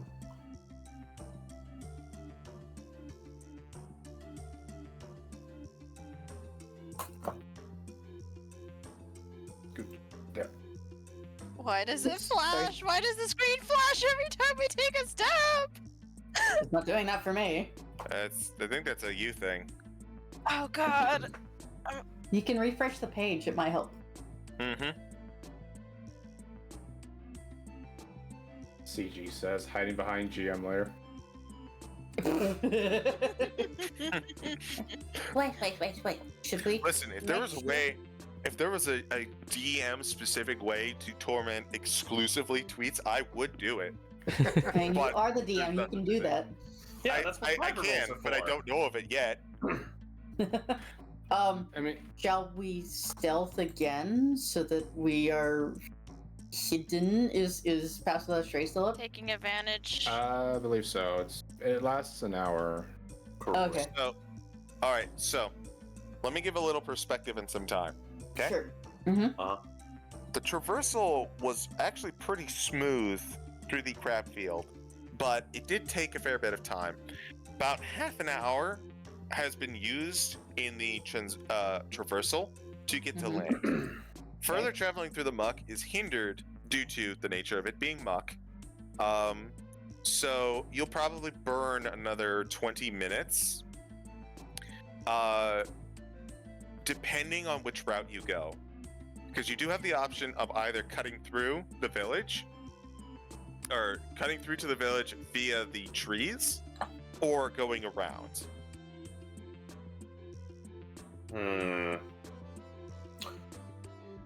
Whichever one would be both the most direct, but also the most stealthiest option, I'd say would probably be our best guess. I have an idea for saving time. Hmm? Auntie Agatha can ritual cast Tensor's floating disc, mount Honse, and Honse will move Agatha, moving the disc with everyone else on it. Everyone, It's you only cannot 3 do feet that. across. Yeah, Oh, it's a it's So tiny thing. I could sit in someone's lap, so I could maybe carry 2, 3 in a push, but like, it's not getting all of us. Yeah, I It's forego. also worth noting that if you take the disc with you, Mhm. that is not going to stand up to the trees because it's like super, like, it's not a fine control thing, especially when you have to balance people's weight on it. Fair enough. You should be able to push it along. I don't think it needs to be pushed. I can like. No, direct it to- I'm assuming you are directing it, but Yeah. it's not. Basically, it's not fine control. It's loosey goosey, I almost mean- like one step above ice physics.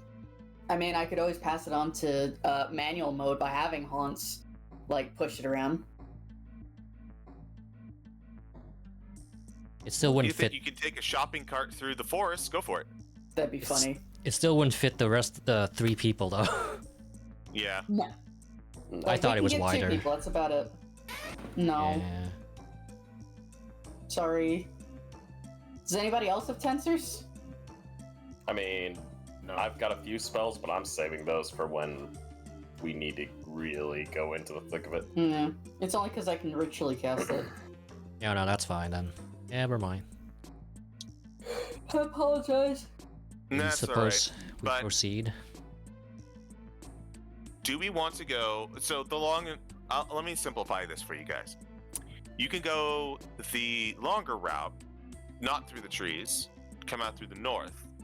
It'll take a little bit longer, but you don't know what's in the forest. The forest is shorter, guaranteed obstacles, but it might be stealthier. But there also might be stuff in there that you're unaware of.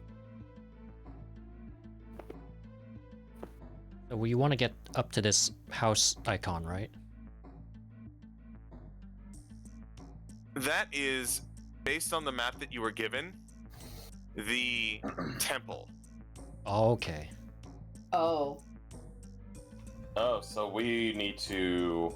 we should have went the other with the top version, the top way, instead of the down way. Well, there were problems with that. Yeah. The walls were. Yes, right. Yeah, you wouldn't have been able to. The 2 big problems would be getting to that temple is rough, and the other thing is, like, you can start with the temple, but that doesn't, like, do you want to do the hostages first, or do you want to do the temple first? Hostages. Hostages, yeah. Yeah. Okay. We don't see any body, do we? Nope. That's a concern.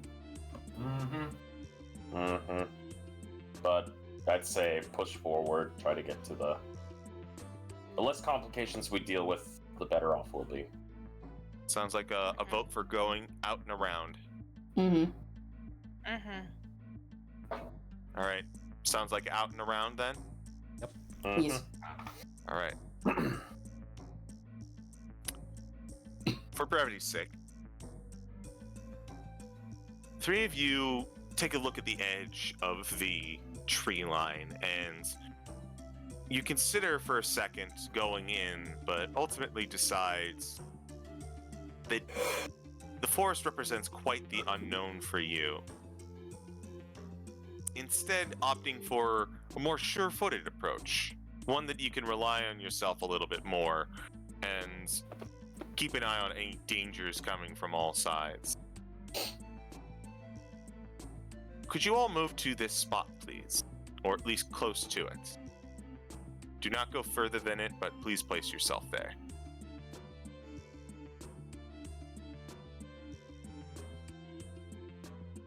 Okay. There you go. Thank you. Approaching the village, you begin to hear not language, but clamoring, sounds, sound effects.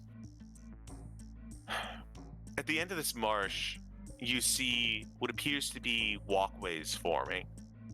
something approaching land, something approaching being solid, and more importantly, a flowing river crafting and carving its way through various huts put together. As you approach, you get the sense that, much like the warehouse that you found them in, these huts are not meant for these huts don't show like a lot of love and care and respect. These aren't exactly homes. These are places to hide from the elements, to seal off and protect yourselves or hide away. There's no sense of luxury, just the sense of survival, which juxtaposes quite a lot when you see off in the distance what it looks like a humanoid with patches of scales in a dress draped in finery, walking among and around what appears to be some grung with their heads held low, following in pursuit as another much more scaled individual watches over them from afar, brandishing 2 scimitars on its back, folded and stern looking. And before I see the time, and if you'll be with me for a little bit, I think you'll have a little nugget to nibble on, eh? Okay. Okay. Let's change the music. Let's find the music and then change it.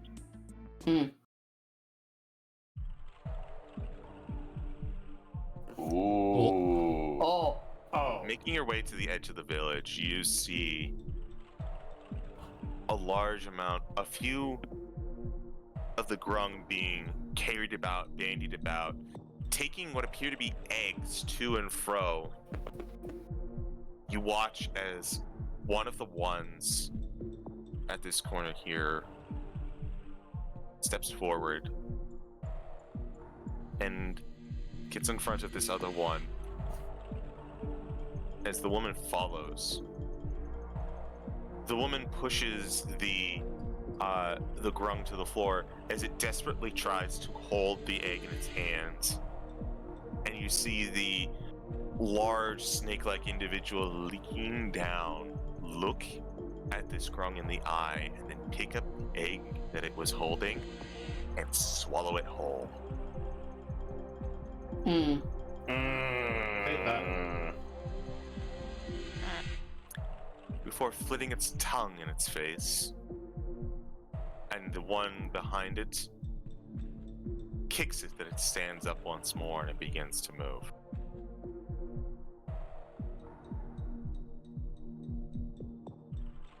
Seeing this grisly scene of what you can only assume a cruel act of victim and oppressor,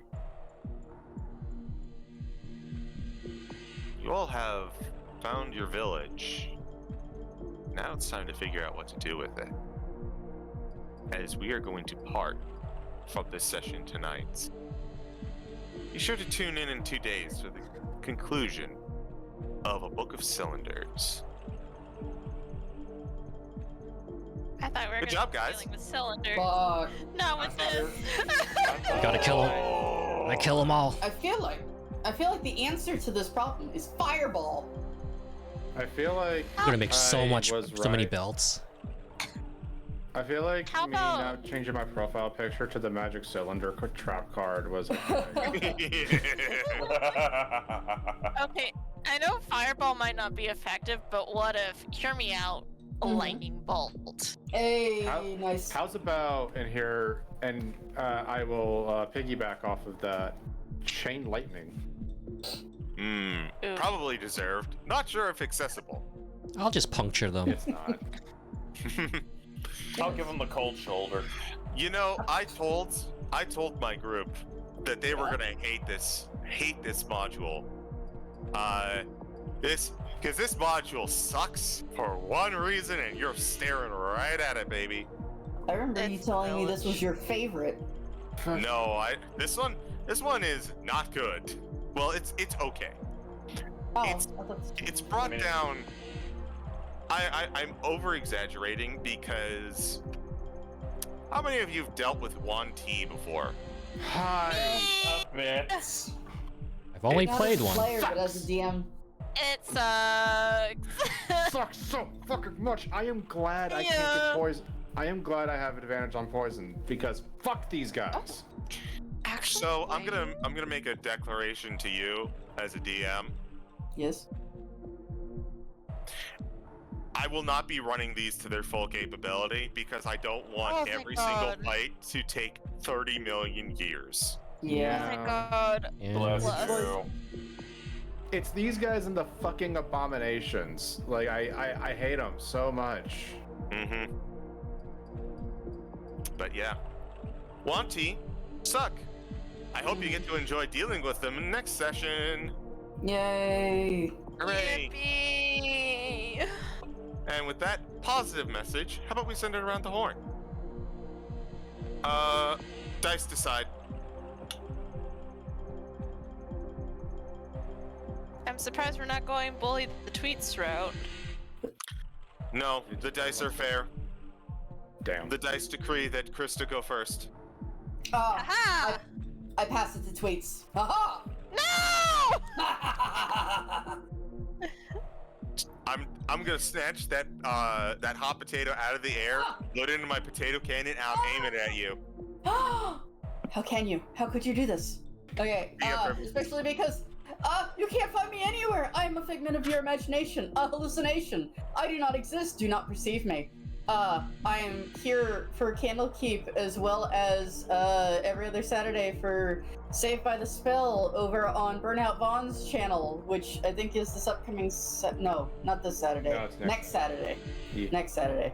This Saturday, we have our continuation, so please be here. You gotta be here. You're gonna be here, right? Tweets, go! Hi, yes. Wait, actually, I do have something to shill. Holy shit. Hi, I'm Tweets. You can Hi, find me on you can find me on Blue Sky at MsTweetums or on Twitter at MsTweetums, where I repost memes and occasionally, once in a blue moon, post art. Not this Tuesday, but next Tuesday, I'm actually in a game over on twitch.tv/MontyGlue, where I am part of a ragtag group of criminals known as the Goon Patrol, or Goon Squad, in our Keys of the Golden Vault module. However, shit really hit the fan last time. We might have had a character death? Ooh. You know, level That's 2 character No. death. What happens after that?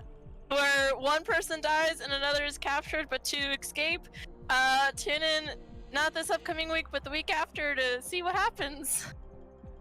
Yeah. I throw the hot potato to Willie. But you can find me right here, playing randomizers and sometimes hosting D&D, as you can see. You can also find my music on YouTube and Ko-Fi at Wiley Willy. Missions are open. I've run out of things to shill. Oh, I guess every other Sunday, Helixux and I play co-op randomizers. That is me. Joe, what can you shill? Because it is your turn. Not on social media because that's icky and gross and also fucking plagues on my anxiety. I hate it.